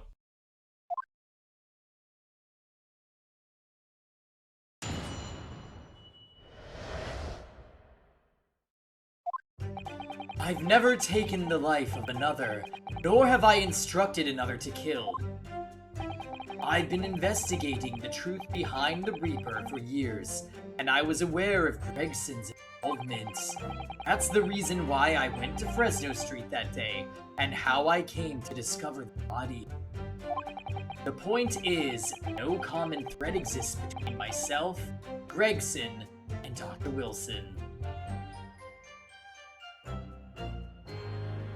Susato, how could you? Sus was in your name. Yeah, so... very interesting.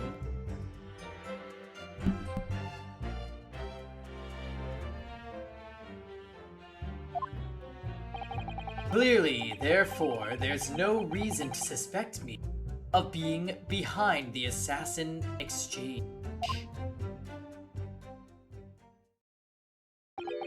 So you deny all accusations by the prosecution, both that you are the Reaper of the Bailey and that you masterminded the assassin exchange. I acknowledge that the public at large believe me to be the Reaper. However, that's a fallacy, which I alone am in a position to forswear. Naturally, the prosecution believes the testimony just given by the accused to be untrue. Ryunosuke Naruhodo. Yes? Let me ask you, why are you here? What really brings you to this courtroom? A desire to uncover the truth. Even if the truth proves your client to be guilty. From all my experiences in this courtroom, I've come to realize something. The truth can't be hidden. Sooner or later, it will come out. Good deflection. So it's always my intention to work with my client in pursuit of the truth. I want you to remember what you just said. Enough dilatory chatter. Counsel for the defense proceed to cross-examine the witness, who's also the defendant. So this is really fucking weird. Does this happen in actual court? I don't know. Yes, my lord. I know exactly what you're thinking, Kazuma. I know you're just waiting to point it out. Contradiction.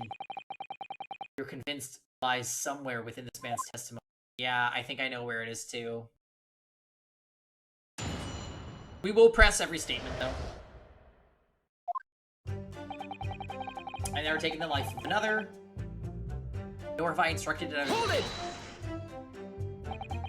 So you're not what the general public refer to as the infamous Reaper of the Bailey. Exactly. Don't imagine for a moment that the court will be satisfied with a one-word answer on this. I realize that. If you're intending to comment on every sentence, this could take a while, Kazuma. Didn't you find it disturbing, though? That one by one, defendants who'd been acquitted after your unsuccessful prosecution were killed? Banning Susato? Kiso-an, we need her. Let me answer that question by posing another. If one by one, defendants who'd been acquitted after your successful defense were killed, would you find that disturbing? Disturbing? I couldn't possibly say how that would make me feel with a one-word answer like that. Exactly. Well, that told me. But even though I'm not the Reaper, that doesn't mean I ignored all the hearsay. I've been investigating the truth behind the Reaper for years, and I was aware of Inspector Gregson's involvement. You say for years. How long exactly? Since the very first time the Reaper's influence was felt in the courtroom. 10 years ago now. And your investigation led you somehow to Inspector Gregson, you're saying? I didn't want to believe it. He was a personal acquaintance. We worked on cases together in the past. Friend. It felt like a betrayal, but I demanded permission to search his office at the yard without his knowledge. Which is when you found his secret notebook, is it? It's when I first learned of the locations, he noted only as Grouse and the appointment at 5 p.m. on the 31st, though I don't know the significance of those details at the time. So now we're at the nub of the matter.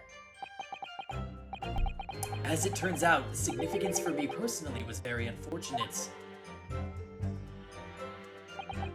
That's the reason why I went to Fresno Street that day, and how I came to discover the body. The point is, no common thread exists between myself, Gregson, and Wilson. Clearly, therefore, there's... Oh. Hold it! I almost didn't press. There is a link between you and Gregson, though.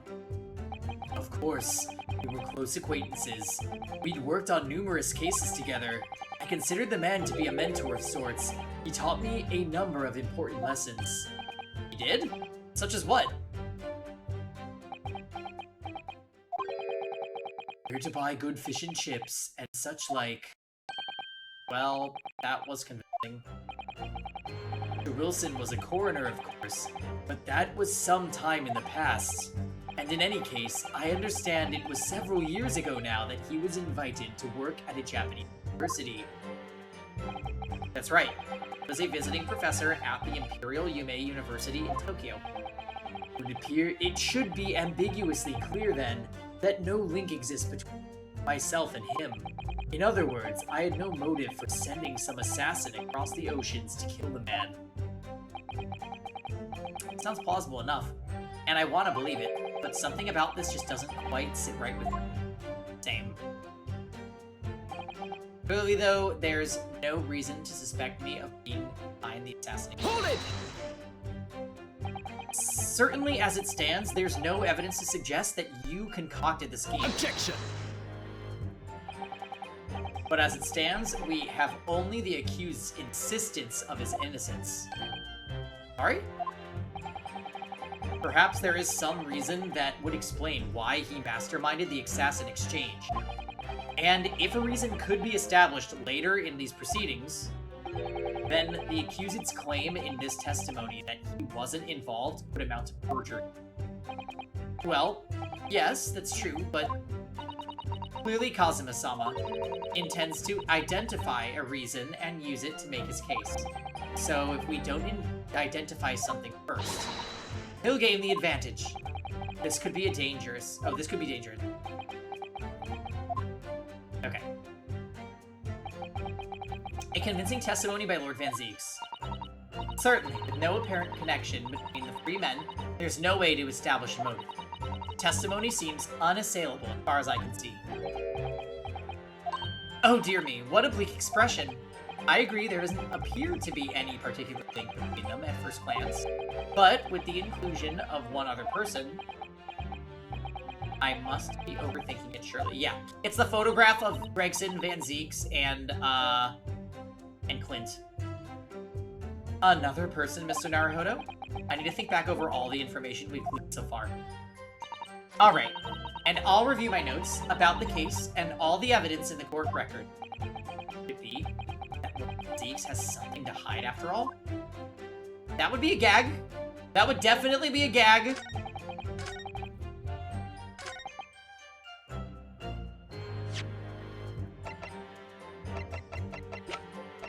So,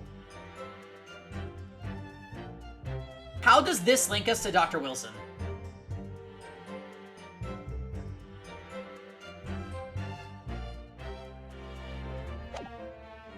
Dr. Wilson did the autopsy.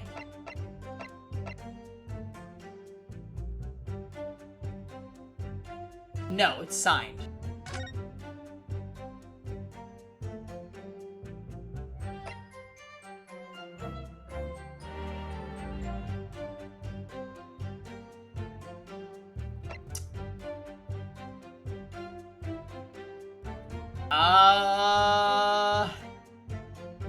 It's gotta be the autopsy.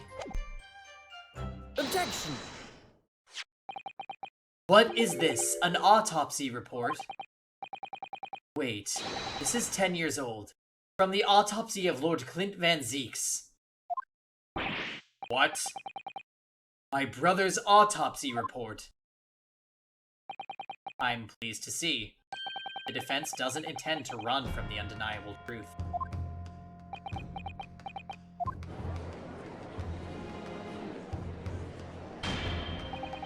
Order in the courts. What reason do you have for presenting a 10-year-old autopsy report, counsel?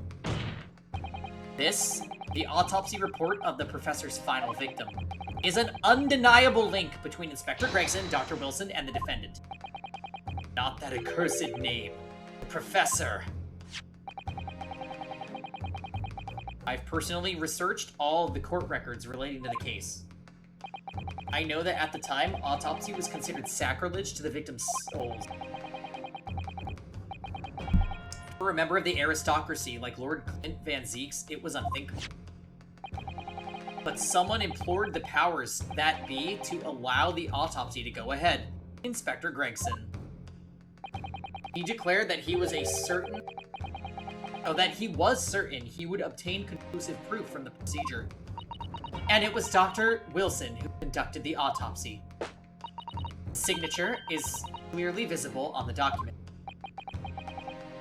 As promised by Gregson, the autopsy did indeed produce evidence. Okay, so here's my current running theory.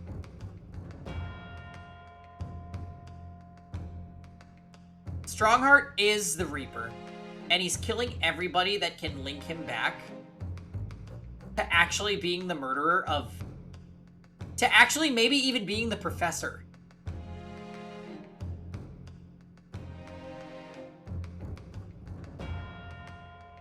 That doesn't... We know that Kazuma's father was scapegoated and wrongly convicted as being the real professor. So, who's the real professor? We don't know. And this entire game's plot has been to cover up the professor/Reaper situation. Iris is 47 years old. Interesting. I'll add it to the court record.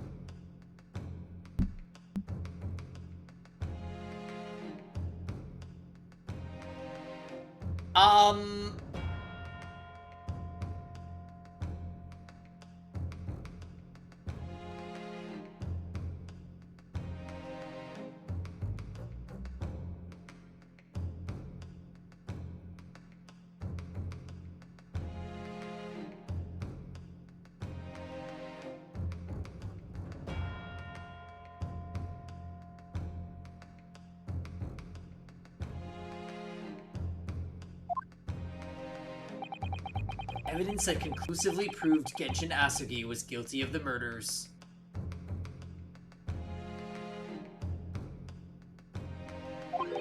In my brother's dying moments, he mustered all of his remaining strength to leave that vital clue behind.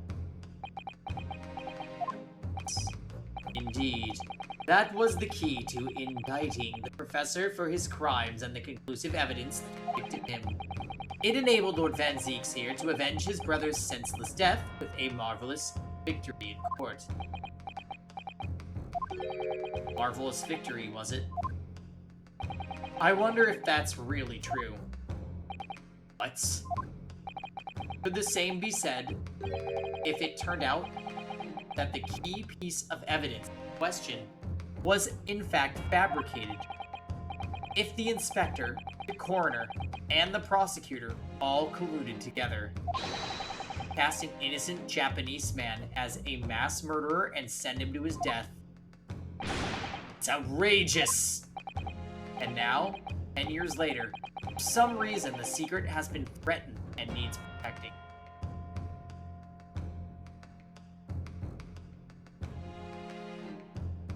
Oh boy! Oh. Wait.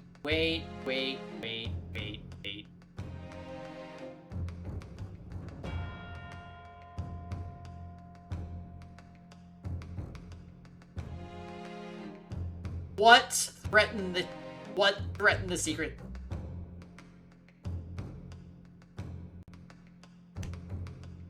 Which case? Was it case 3 of game 1? Was it the Kokoro case that we only learned about in game 2 that actually took place in game 1? Was it the 5th case when we did the Morse code thing?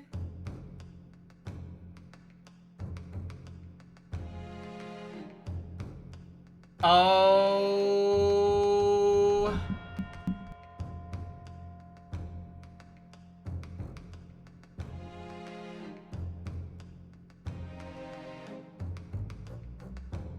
When you figure it out, you will gag beyond relief. Okay. Susato was recalled by Mikotoba, who's friends with Jigoku. After...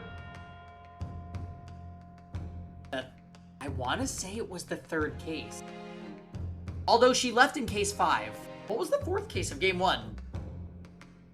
Crazy Catman.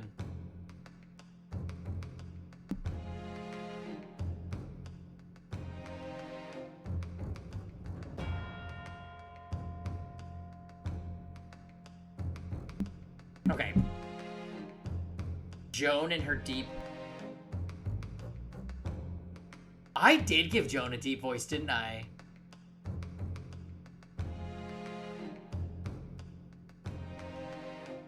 Do I not remember the exact thing that caused Mikotoba to call Susato back to Japan? I don't recall, no.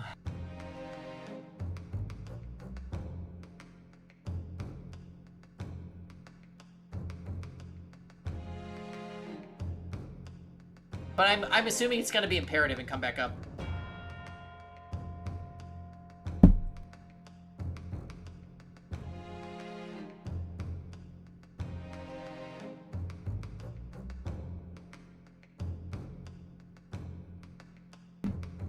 It will come back up? Alright, I'm excited.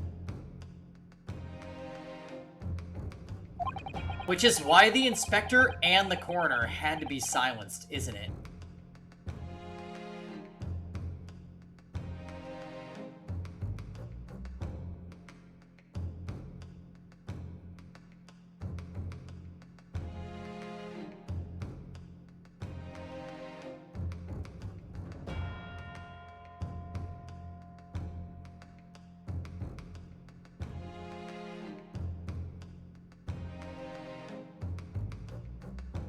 You know what? I'm still saying this is Strongheart, because rather than...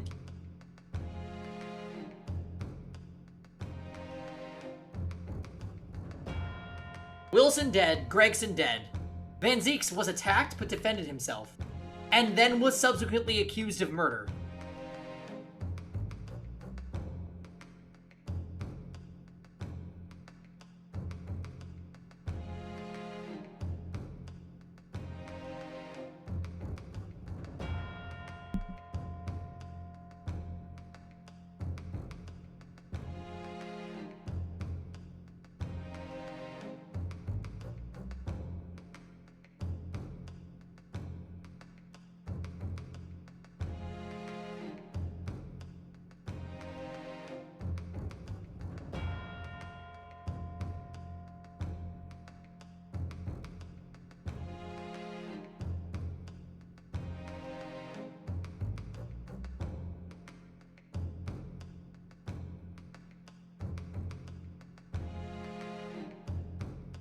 Zephyr is gonna play Among Us? I don't believe you, Armin.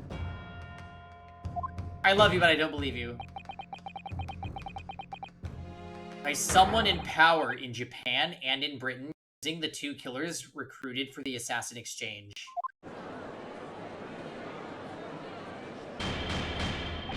Order at once. Thought about it, but you're a little sleepy. Well, change your mind, Zephyrini. We're starting in like an hour. 10 years ago, my father was convicted in this very courtroom as a mass murderer to be sentenced to death. And it was all a sham. And I swore to myself I'd prove it. Which is why I had to come to Britain, whatever the cost.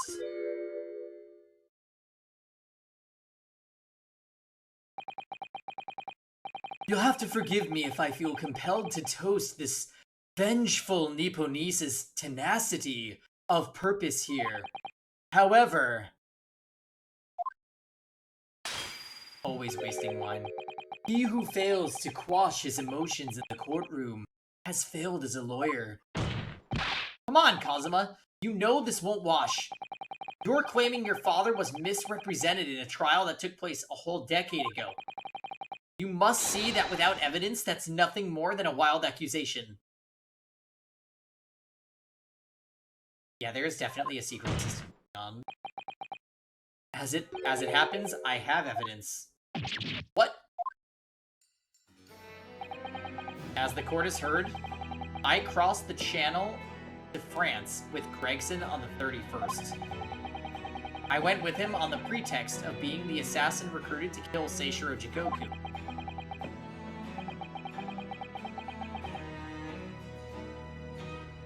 But my true intentions were to make the inspector tell me the truth.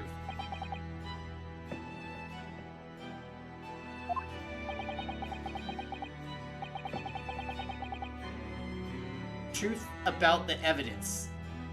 And he acknowledged what I'd already deduced.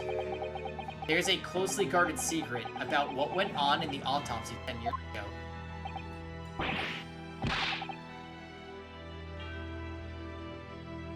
What? A secret? I know nothing of any secrets.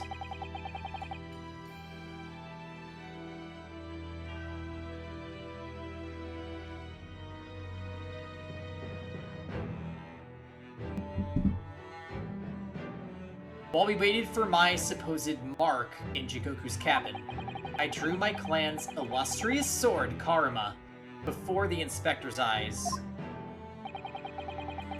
He very quickly understood that what my true motive was. Right, I see. You're that Asugi's young lad, aren't you? And what, you're gonna cut me down with that thing? Is that it?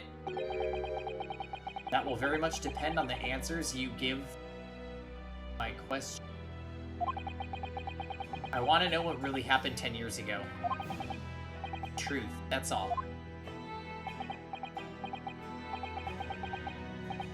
Before we get into it, let me make one thing clear. I still believe your father was the professor. There's no doubt in my mind. But unfortunately back then, we didn't have the evidence we needed to make the crime stick. So, you admitted it then. The evidence used in my father's trial was fabricated? It was for the good of the country. Anyway, I was just following orders. Orders? What exactly did you do? Speak! Not saying another word. Even if your life depends on it. That's right. Even then.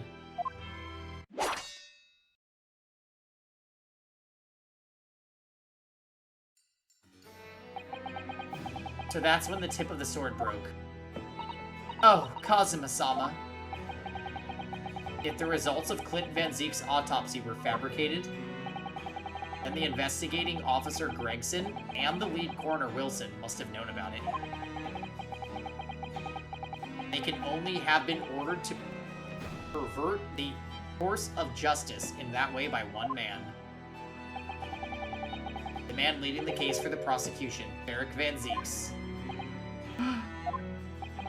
In other words, the defendant did have cause to organize this exchange of assassin. Exactly.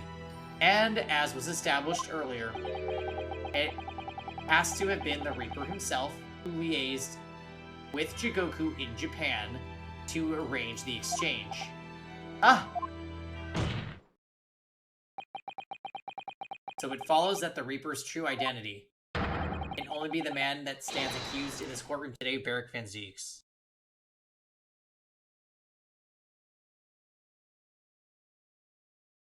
So, there's a hole in his arguments, to be honest.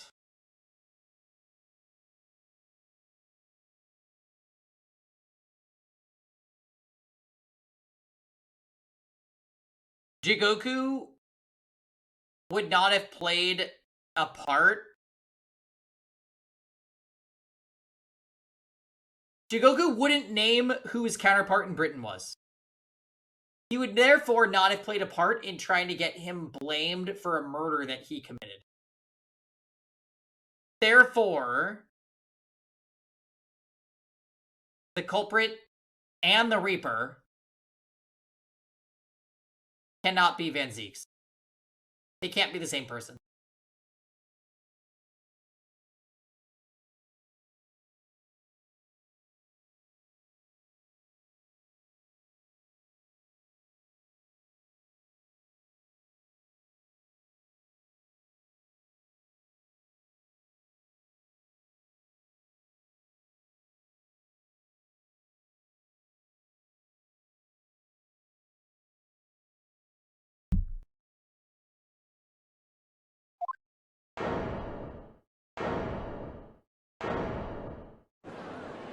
When did the stand get... Didn't Jigoku break the stand? It's not important. Kazuma Asugi. What? You've just told the courts. Are you absolutely certain of your facts? They got spares in the back. Gregson really fabricate evidence for the trial 10 years ago. Oh shit, yeah, Van Zieks is not clued in. I heard it with my own ears. His shameful admission.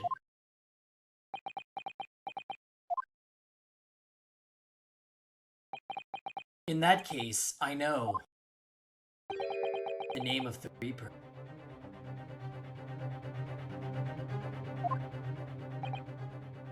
What? Lord Van Zieks? I gave no such orders. I know that for certain. Which narrows down the remaining possibilities to one. Lord Van Zieks isn't the one behind all this. Then yes, there is only one other person who could have done something like that. I believe I know who it is too. You? I had a feeling his name was gonna come up. Yeah, oh, we've been there. Hold on, I'm texting Steven.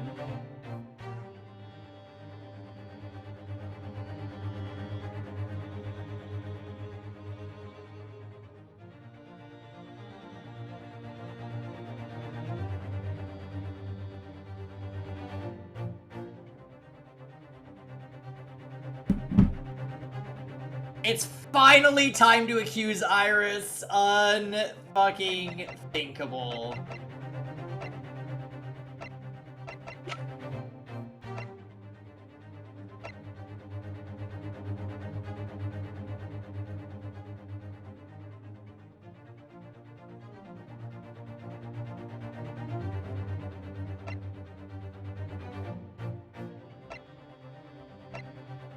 Ugh.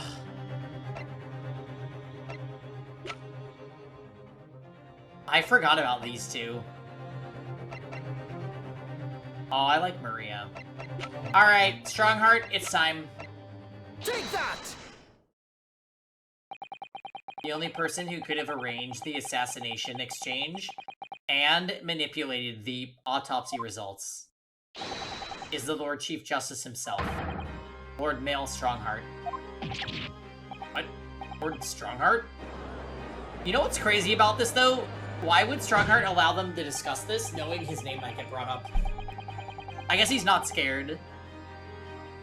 Yes, it's true that 10 years ago the defendant handled the prosecution of the professor in court. But he only took over the case after his brother Lord Van Zieks had been killed. He's not scared because he's the presiding judge in a closed court. Right.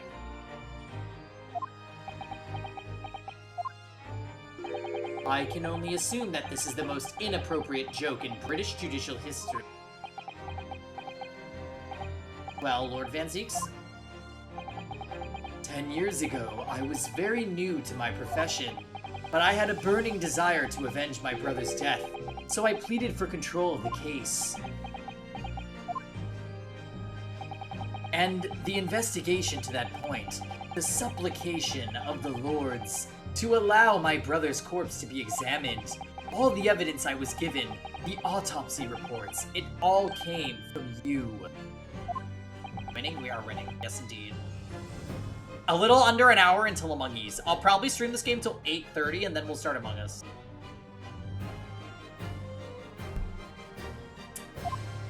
Happy birthday. Yes. I spent my life since then believing I was in your debt for the way you stood aside and let me handle the trial, but I see now. I was very much mistaken. You forgot to wish me a happy birthday? Oh, thanks, Mitch. It was a hugely influential force that caused the inspector and the coroner to break the law 10 years ago. And that same force was still felt a decade later on the other side of the world by Seishiro Jigoku. Lord Strongheart, everything falls into place when we recognize that you are the Reaper of the Bailey.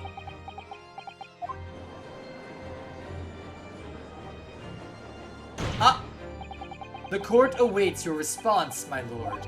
This may very well go down in British judicial history, but I assure you, it is no joke. Consider this a formal accusal by the defense. It doesn't warrant a response. A formal accusal? Don't be absurd. The defense's claims are utter nonsense, a wild fantasy at best.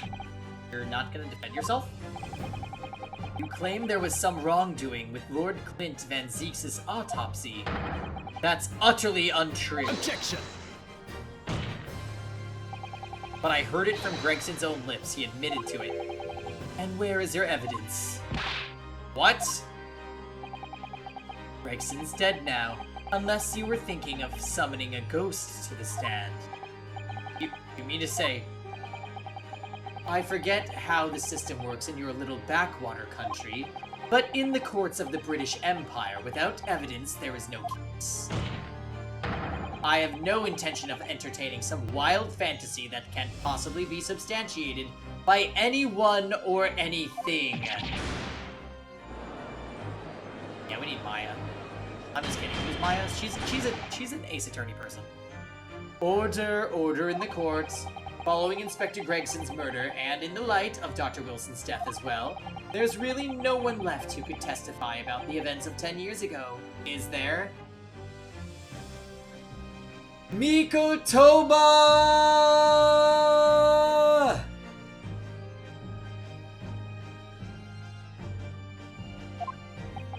So that was the real purpose of the assassination exchange. This court has no business raking over the coals of the case that was completed a decade ago. The accusal brought by the prosecution and the defense is categorically denied. I take it there are no objections. Awesome. He's more or less waited his whole life for this moment. Is there really nothing else we can do now? Is there no other avenue we can go down in pursuit of the truth about what happened all those years ago? Only there was someone who could testify about Clint Van Zeeks' autopsy. He's gone to extraordinary lengths to cover his tracks, even so far as dispatching an assassin all the way to Japan to ensure Dr. Wilson's silence. And Dr. Scythe won't say anything against Strongheart. But there's still one ray of hope. Objection!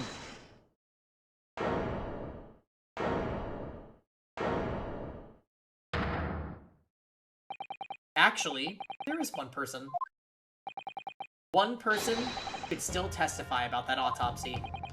Don't be ridiculous. There's no one left. Who?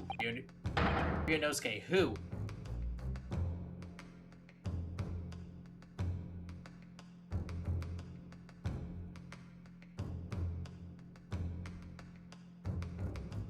So we know it's Mikotoba. But I was just thinking about something. I'm still a little bit hung up on why Susato was called back to Japan.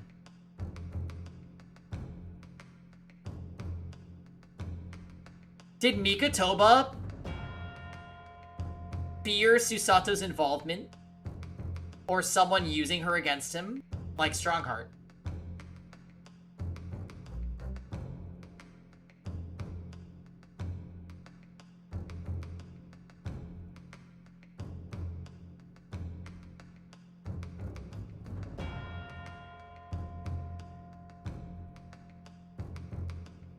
Why?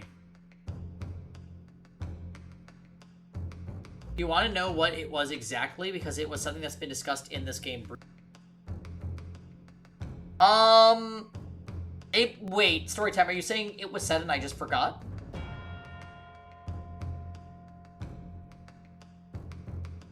Okay, yeah, tell me.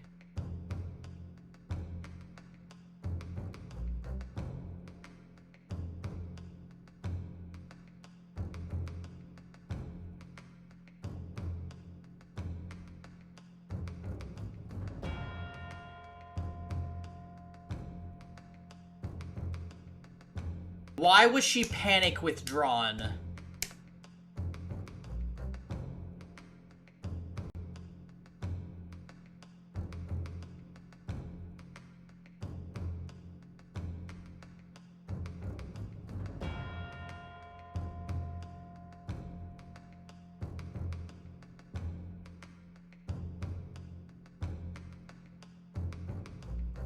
At the end of chapter 2, they found a big dog collar in Natsume Saseki's apartment.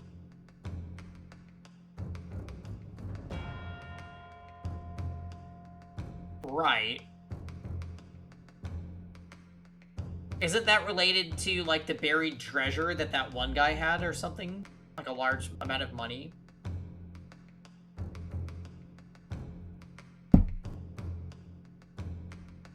Dog collar.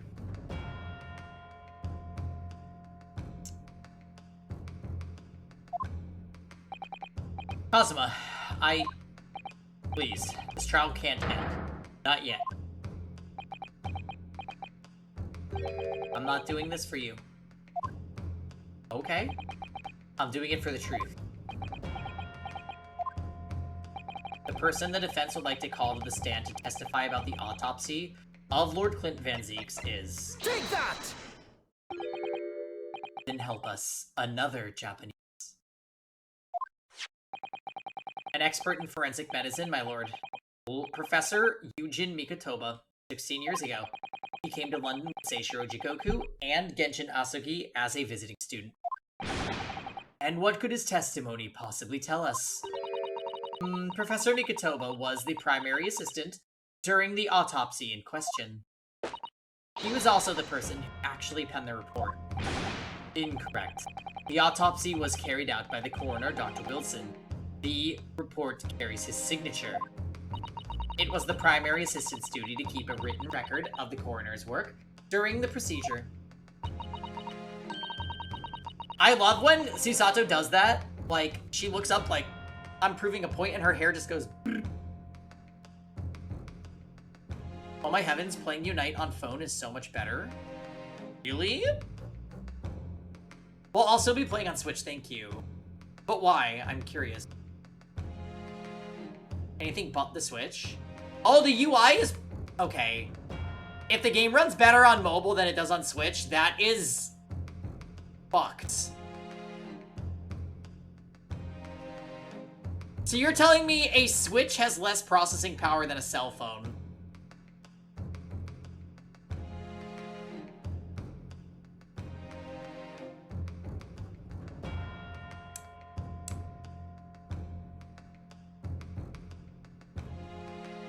That's how all the Ozempic sweaties are winning, I just know it.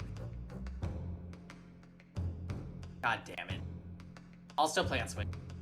Switch runs United 30 FPS, mobile 60. Bruh. We need the Switch too, and we needed to save it. I downloaded it back on Switch last night to check if they made it better. Yeah, we saw that you were playing it for it. We were gonna try to coax you in. But you denied us.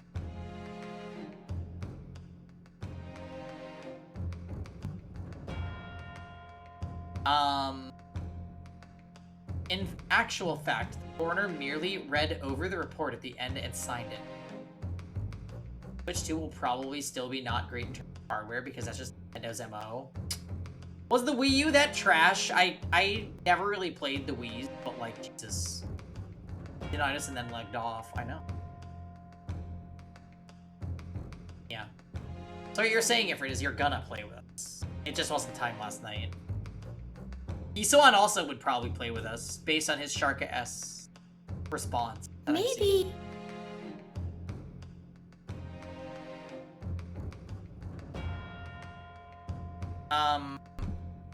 The Wii U was an underrated console. It seemed like pretty decent.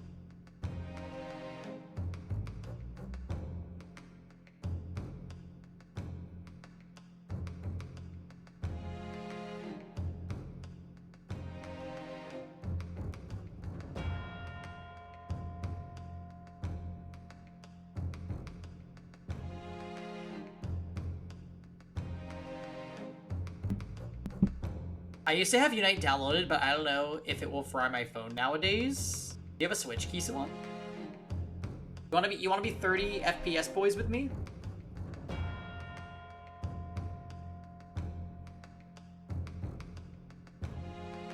No Switch. Alright, well, up to you then.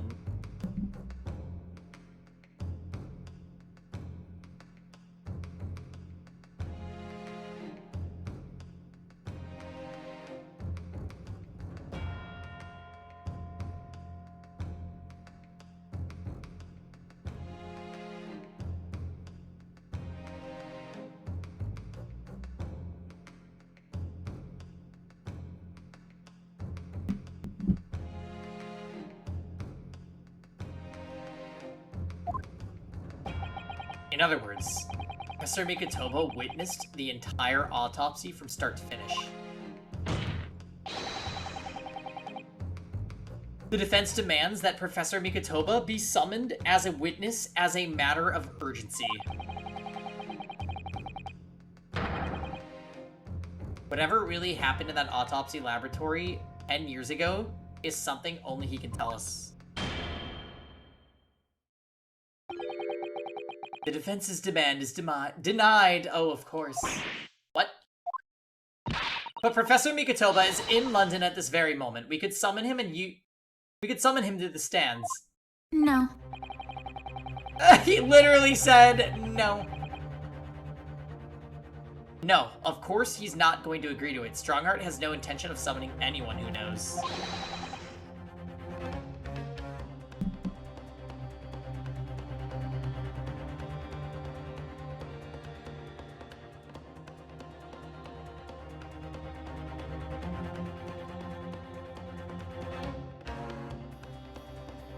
I'm getting spam tonight. I'm sorry, you guys.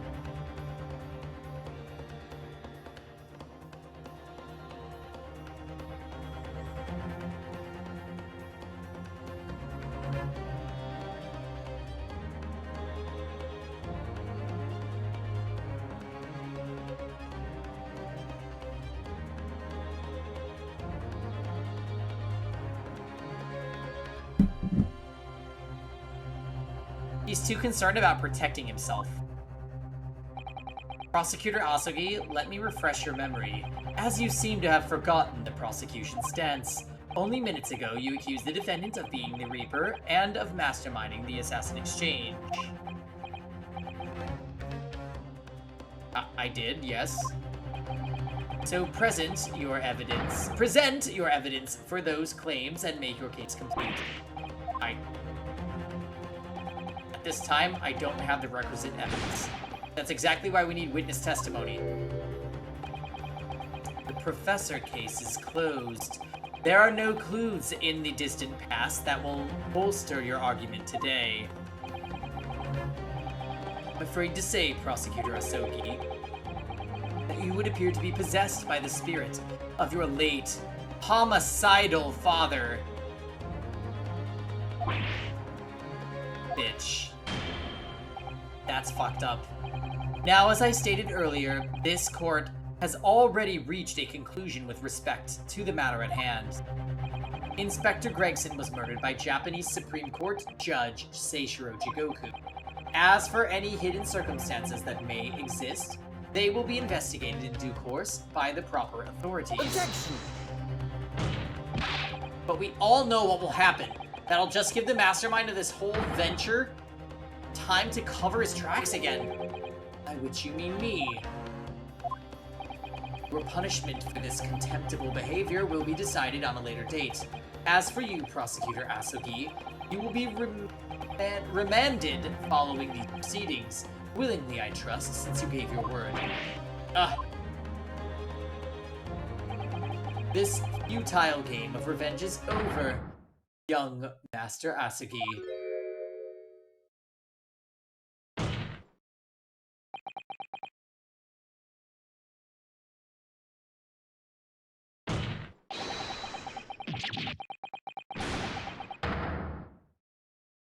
Warg! That will be all. I hereby declare that this trial be over. Court is...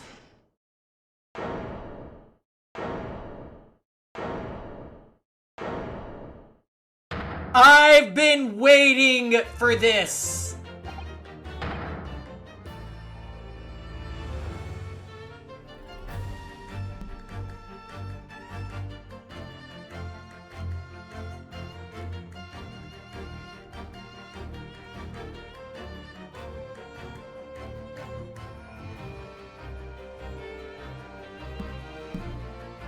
Okay, so last time there was an interruption, I kind of thought it might be Sholmes. Oh, Zempically late. No, he's on time. On time. On brand. Ding dong. This is no place for amateur detection. I've been waiting for this. May I remind you that these proceedings are closed to the general public. You will leave the courtroom at once. Objection! Mr. Sholmes was instrumental in the apprehension of Seishiro Jikoku before he fled from Europe. The court should hear what he has to say. Lord Male Strongheart, it's imperative that you refrain from bringing this trial to the end at this stage. Is it really? And why would that be? Need only recall your own words from the opening of the trial to answer that question. If I may. We will stop at nothing to uncover the whole truth behind these disturbing findings. Surely it can't be that the shock of being accused of being the Reaper yourself has erased that from your memory, can it? The whole truth, sir, has already been uncovered. It would seem that we have a great many important members of the judiciary present here today. I put it to you, my dear fellows, should the trial end at this juncture? After all, why have you been invited to attend? To nod along with your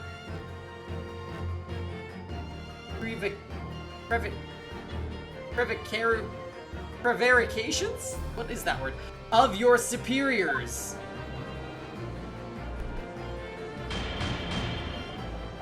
Order, order in court. It seems to me that we stand before a door that leads to a new era of legal practices. A door that is ajar. Prevarication is the act of deliberately deviating from the truth or telling a lie, especially in a sneaky way. It can also mean skirting around the truth or being vague about the truth.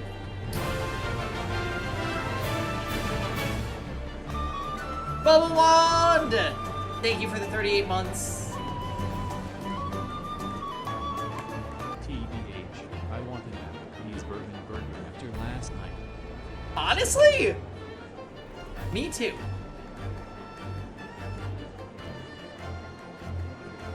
Sounds good. It really does.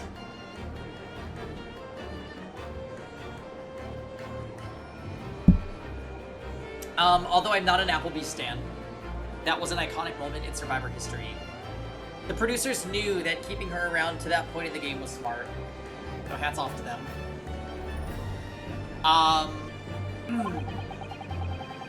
Let us emerge from the shadows of the Reaper's decade-long ascendancy. For you and you alone, my dear fellows, have the power to push this door open now. Want the Oreo milkshake? Evan's picking up Carl's on the way home. I could request one, but I won't. Those milkshakes are like 1,000 calories, and I'm good. The auditors in the gallery have no rights to express an opinion on court proceedings. Silence! I looked up the price on DoorDash, and it's $19. Honestly, Bubble One, and it's not even. You'd pay $19 for the burger flat, right? Let's say you get anything at all with it. A drink, maybe. Maybe a side. And then you're gonna pay a processing fee and a delivery fee. You'll pay $40 for that. Guaranteed. One meal, $40.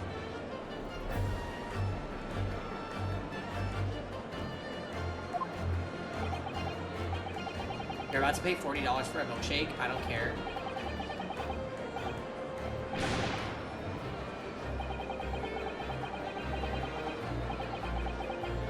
Honestly, it's not even just food delivery services, it's food in general. I went to Subway this week, and I got a foot-long sandwich with a bag of chips and a drink. And I paid almost $20. And I was like, why would I ever come here again if I'm paying $20 for, like, a good, a decent sandwich that I put together? Yes, that's what I'm saying. But, like, I think everything is that expensive. Cause drama in the Discord? Well, that's always your intention. Wait, let me look.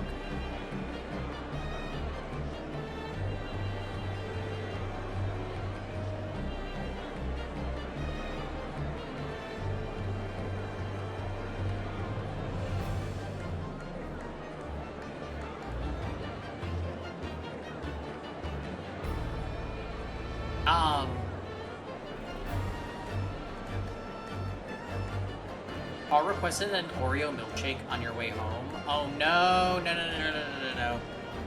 I'm Thomas, god damn it, now I have to put out fires. What was Thomas?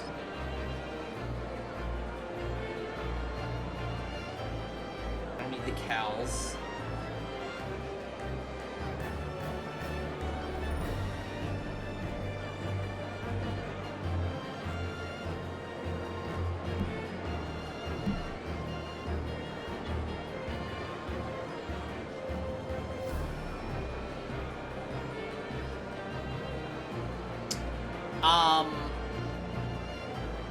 Fast food just isn't worth it nowadays. Mom and pop places like takeout Chinese have been slow to catch up in price, and we are usually better quality. Yeah.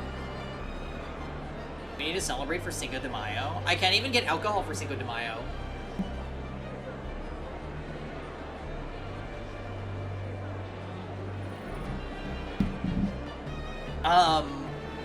Yeah, my license actually expired on my birthday, and I have to go get a new one on, like, Monday. So, no drinks for me, unless if people, unless if Kevin buys alcohol and brings it home. It's fine.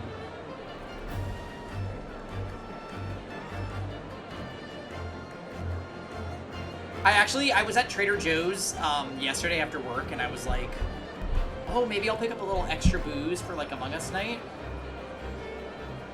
And you driving without a license? It's okay. My work is 5 minutes from where I live, so I'm not too worried about it for, like, a few days. But yeah, it's bad.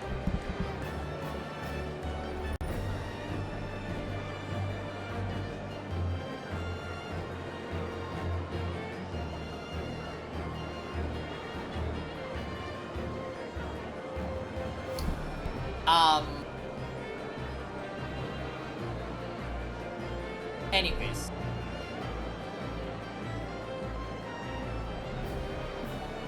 Not having a license or ID is a pain. It is, yeah.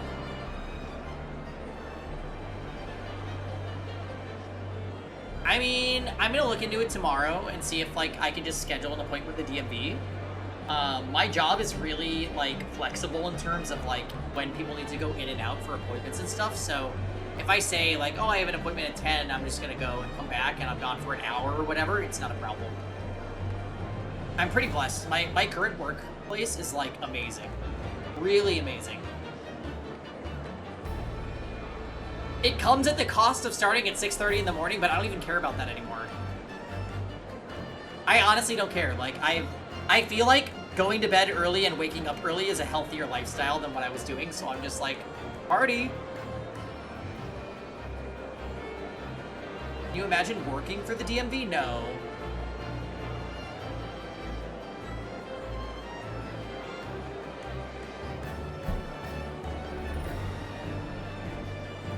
It means you beat traffic. I don't even have to worry about traffic, buddy Chris. Where I work is basically in my city. It is, I can leave my door and drive to work, and I will, like, from when I step outside my door to when I am parking my car is about 7 minutes. I go to bed at 6:30 a.m. and it's, yeah. Yikes, dots, yeah. I go to bed around 10:30 on weeknights, and I wake up at 5:30. I wake up at 5:30, I stay in bed till 5:40, just like looking at Discord, scrolling Twitter. And then I get up, I turn on the coffee pot, I pet the cat, I take a shower, I get dressed, I pour my coffee, I grab my lunchbox, and out the door I go. That is my order of operations 5 days of the week. And I am cool with it. I get out at 3 p.m., which is fucking amazing. If I'm feeling productive, I will go for a run, come home, cool off, and prepare caffeine for if I'm gonna stream that night, and then decide if I need to do my own dinner or if I'm waiting for Kevin to cook.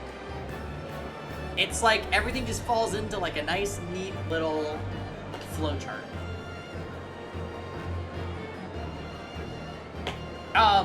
I'm gonna run to the bathroom and refill my cup. I'll be right back.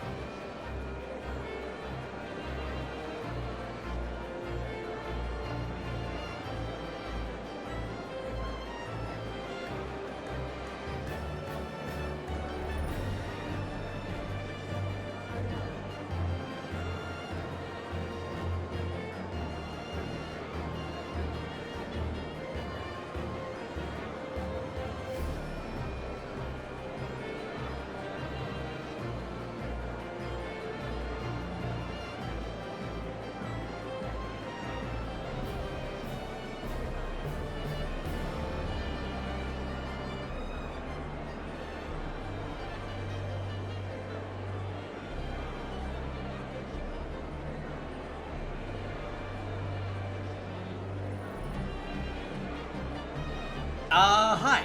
Okay. What's...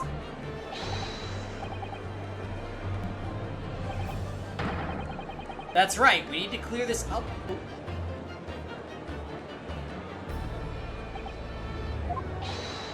My lord, you assured those present that you would uncover the whole truth here.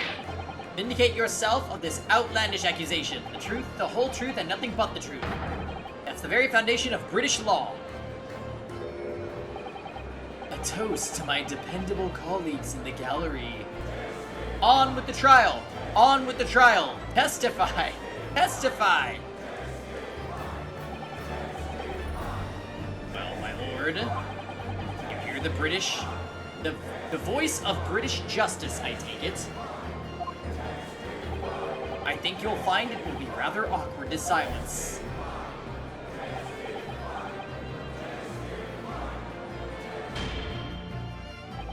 The court will recess briefly. I have no intention of shrinking from these allegations. Bailiff, arrange for the subpoena of the witness at once. As soon as the gentleman arrives at the courthouse, we shall reconvene. A recess won't be necessary, my lord. Pardon. Ikatoba is a close friend of mine. He accompanied me today and is waiting in the antechamber as we speak. I do believe he's been enjoying a little trip down memory lane, in fact. What? Professor Mikatoba is here in the courthouse? Mr. Schultz, you didn't know this would happen, did you? My dear fellow, no one is in a better position to answer that question than you, surely. I wasn't just asking for the fun of it, you know.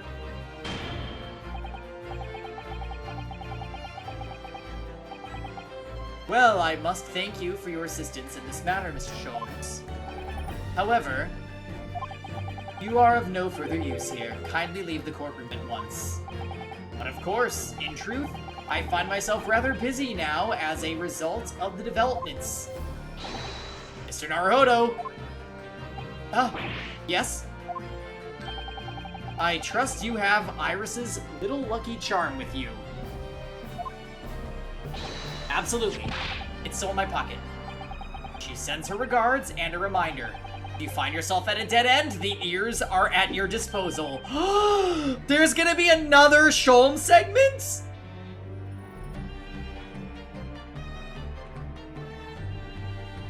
Just one tug, if you please. Oh, of course. In that case, the trial will continue without delay. Bailiff, show the witness to the stand. So, it's Lord Strongheart. He's the Reaper of the Bailey. Where exactly is this trial gonna take me, I wonder? Just how deep am I about to be plunged into the blackness of the abyss? Well, I'm ready. I'm ready to head into the heart of this maelstrom and confront whatever horrors it tries to drown me under.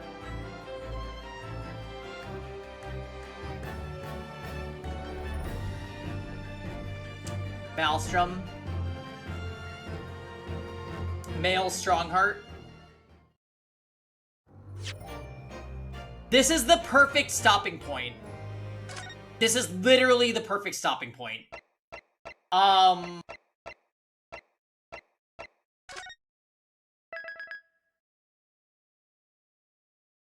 Yeah, because we have Among Us to get to.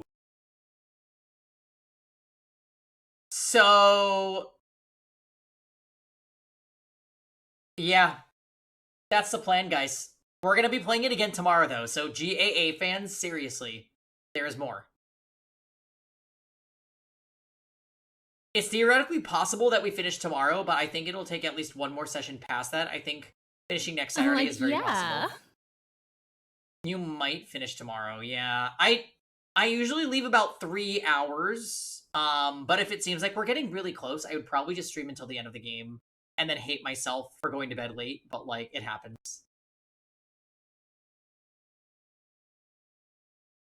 I'm excited. This GAA 2 has been so good.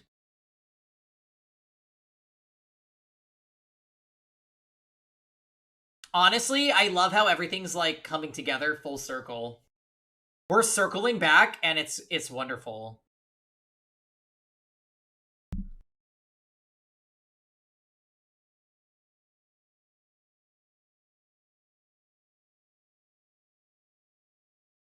Okay.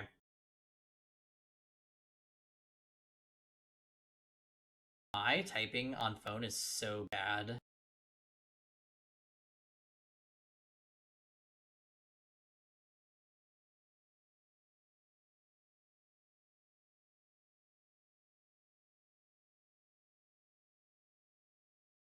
All right. We have sent appropriate text messages. I tried tipping on a tablet at work. I felt 80 years old. Wait. Tipping on a tablet? Like, you were paying for something? Like food? Guys, we're gonna get Among Us started. But that was a great session. Typing! Oh. Okay, so my phone, like, look how small.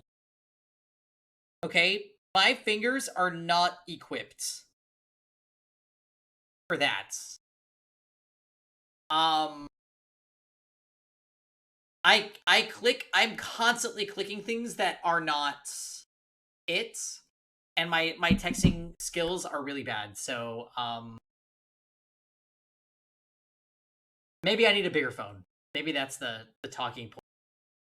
Anyways, we're gonna get Among Us started up. So good session, everyone. I don't even have fat fingers. My phone is literally just small. I think my hands are normal-ish.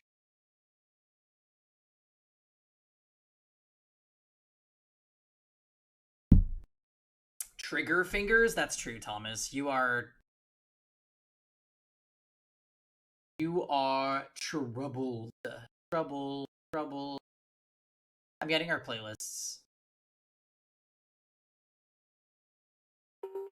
Y'all know, as soon as this comes on, you know what this means. Enjoy Among Us, everyone. Alright, story time.